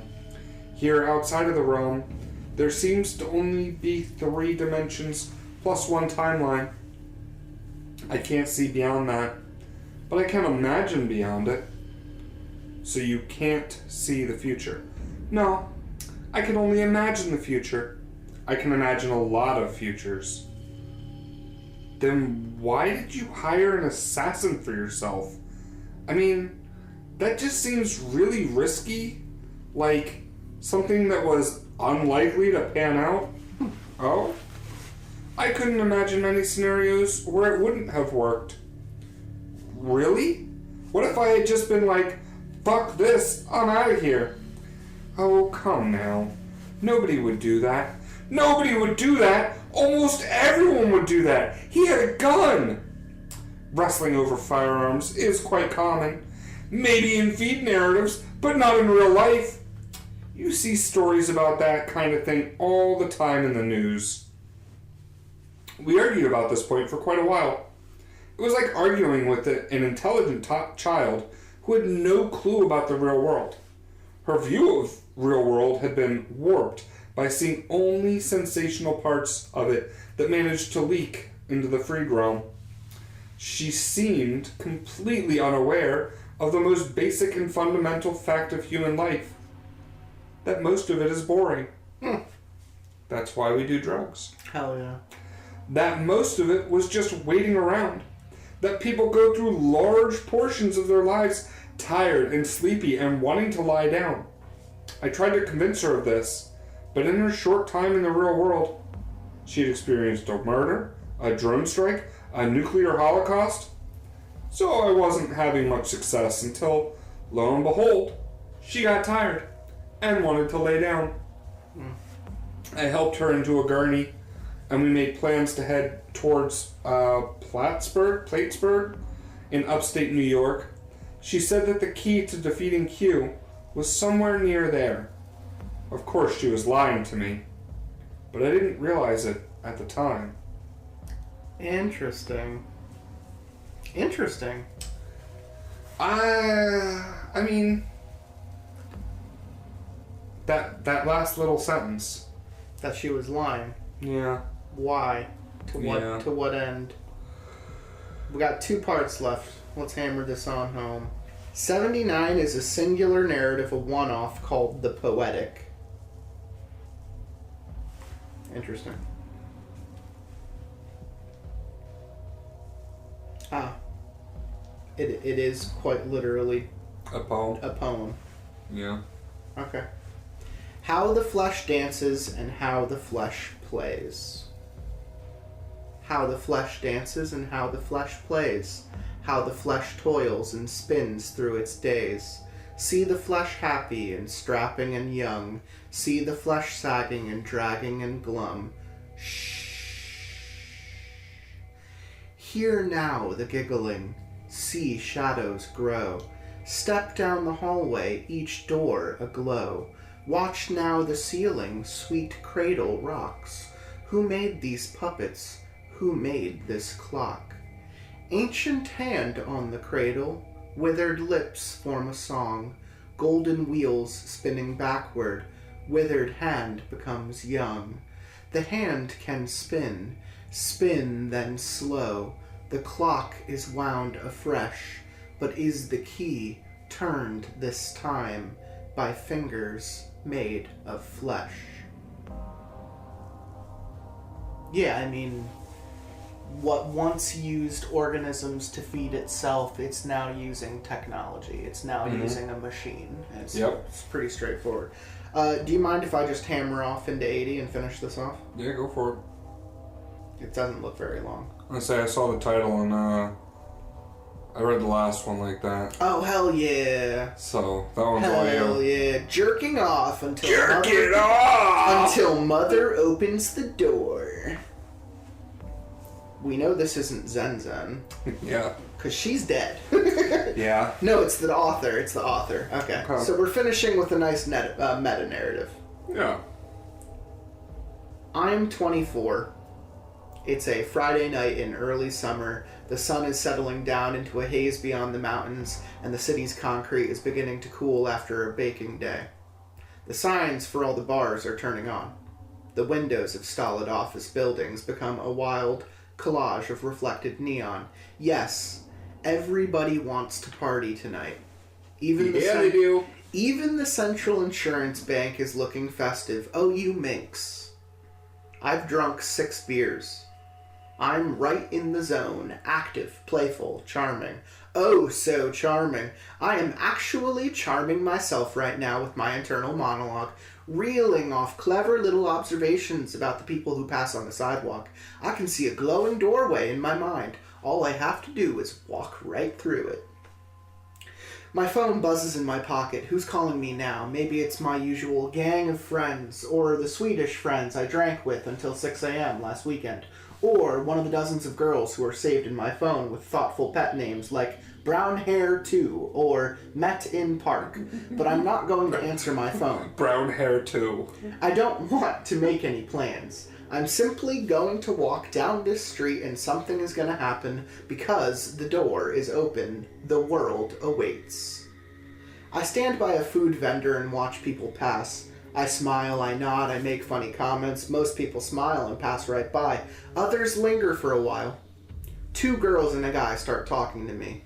They're tourists from out of town. What are they looking to do? A nice place or just somewhere cheap? Do they like sake? I know just the place. Sure, no problem. And we're off. Soon we're sitting in a booth and the sake is arriving at regular intervals and I'm telling crazy stories and snapping off jokes and I'm listening to them and they're telling me about themselves and one of the girls keeps glancing at me when she thinks I'm not looking and I am 30 and I am in a darkened apartment hunched over the glow of my laptop screen jacking off. I finish and go to the bathroom to wash up and there's that moment, that same moment where I have to look at my blotchy face in the mirror and say, well, not my proudest moment.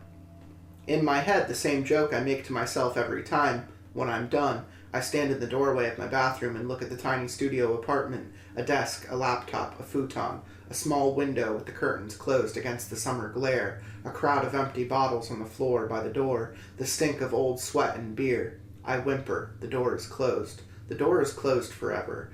I'm locked in this apartment, this little box, closed off from the world. Now that jerking off is done, the jitteriness starts to creep back in. Oh, nightmare. I want a drink, but it's only 3 p.m. I've only been awake for a half an hour. I should wait until at least 8 before drinking. Bro, at least 6. But this is torment. I need some now, or I'll have some kind of fucking seizure. 2 shots, that's it. No drinking until I am 33. And I am sitting in the 24-hour club listening to a man talk about a mouse that changed his life. He had been living out of his car for a month, and it was so full of trash that a mouse started living in there too. This was this problem that had finally broke him. That finally showed him the absurdity of it all. That finally made him get sober. How do you set mouse traps in a car? It's a pretty good story, but I've heard it before. Stolid Haircut walks into the meeting late again. I call him Stolid Haircut because I don't know his name, but he's a respectable Republican haircut, silver and gray and sculpted into broad curves that recall the body of a pre-gas crisis American sedan. He wears the uniform of a retiree, bright blue dad jeans with running shoes and white socks and a plaid shirt buttoned up to the next to top button. Stolid Haircut walks with the wild, clumsy steps of a hesitant toddler. Years of alcoholism have damaged his cerebellum, resulting in an abnormal gait. This and his reddened Venus nose make his weakness for alcohol plain for anybody to see. At a glance, you can know his most painful personal shame. His lips are permanently pursed into an embarrassed smile. I watch him ease into the chair and go back to listening about the mouse, and find myself looking at him again. Oh, tragic haircut. The haircut calls to me from some golden past. It is the haircut of a man who once was. In days gone by, it was thick and brown and belonged to a man who walked with a purposeful stride. A husband and father. The kind of guy who hoisted his son onto his shoulders to watch passing parades. Who played softball and relaxed with a few beers after work, and a few whiskeys after that, but always woke up bright and early the next day, who worked hard, who knew who he was, who knew right from wrong, who knew how the world ought to be. I stare at his soft, shining, embarrassed eyes and feel my own filling with tears. How it has all slipped away from him. The young son is grown. The job is done. The wife doesn't talk. Everything that was once strong and sure is now frail and shaky. How many nightmares has this ordinary man seen? I saw so many in just 10 years, and I'm nowhere near the point of an abnormal gait. This man has seen unutterable things. How bewildered was he when it first came to him? The scuttling darkness. Did he think he was going mad? He comes from a generation where this sort of thing is not discussed. How he must have suffered.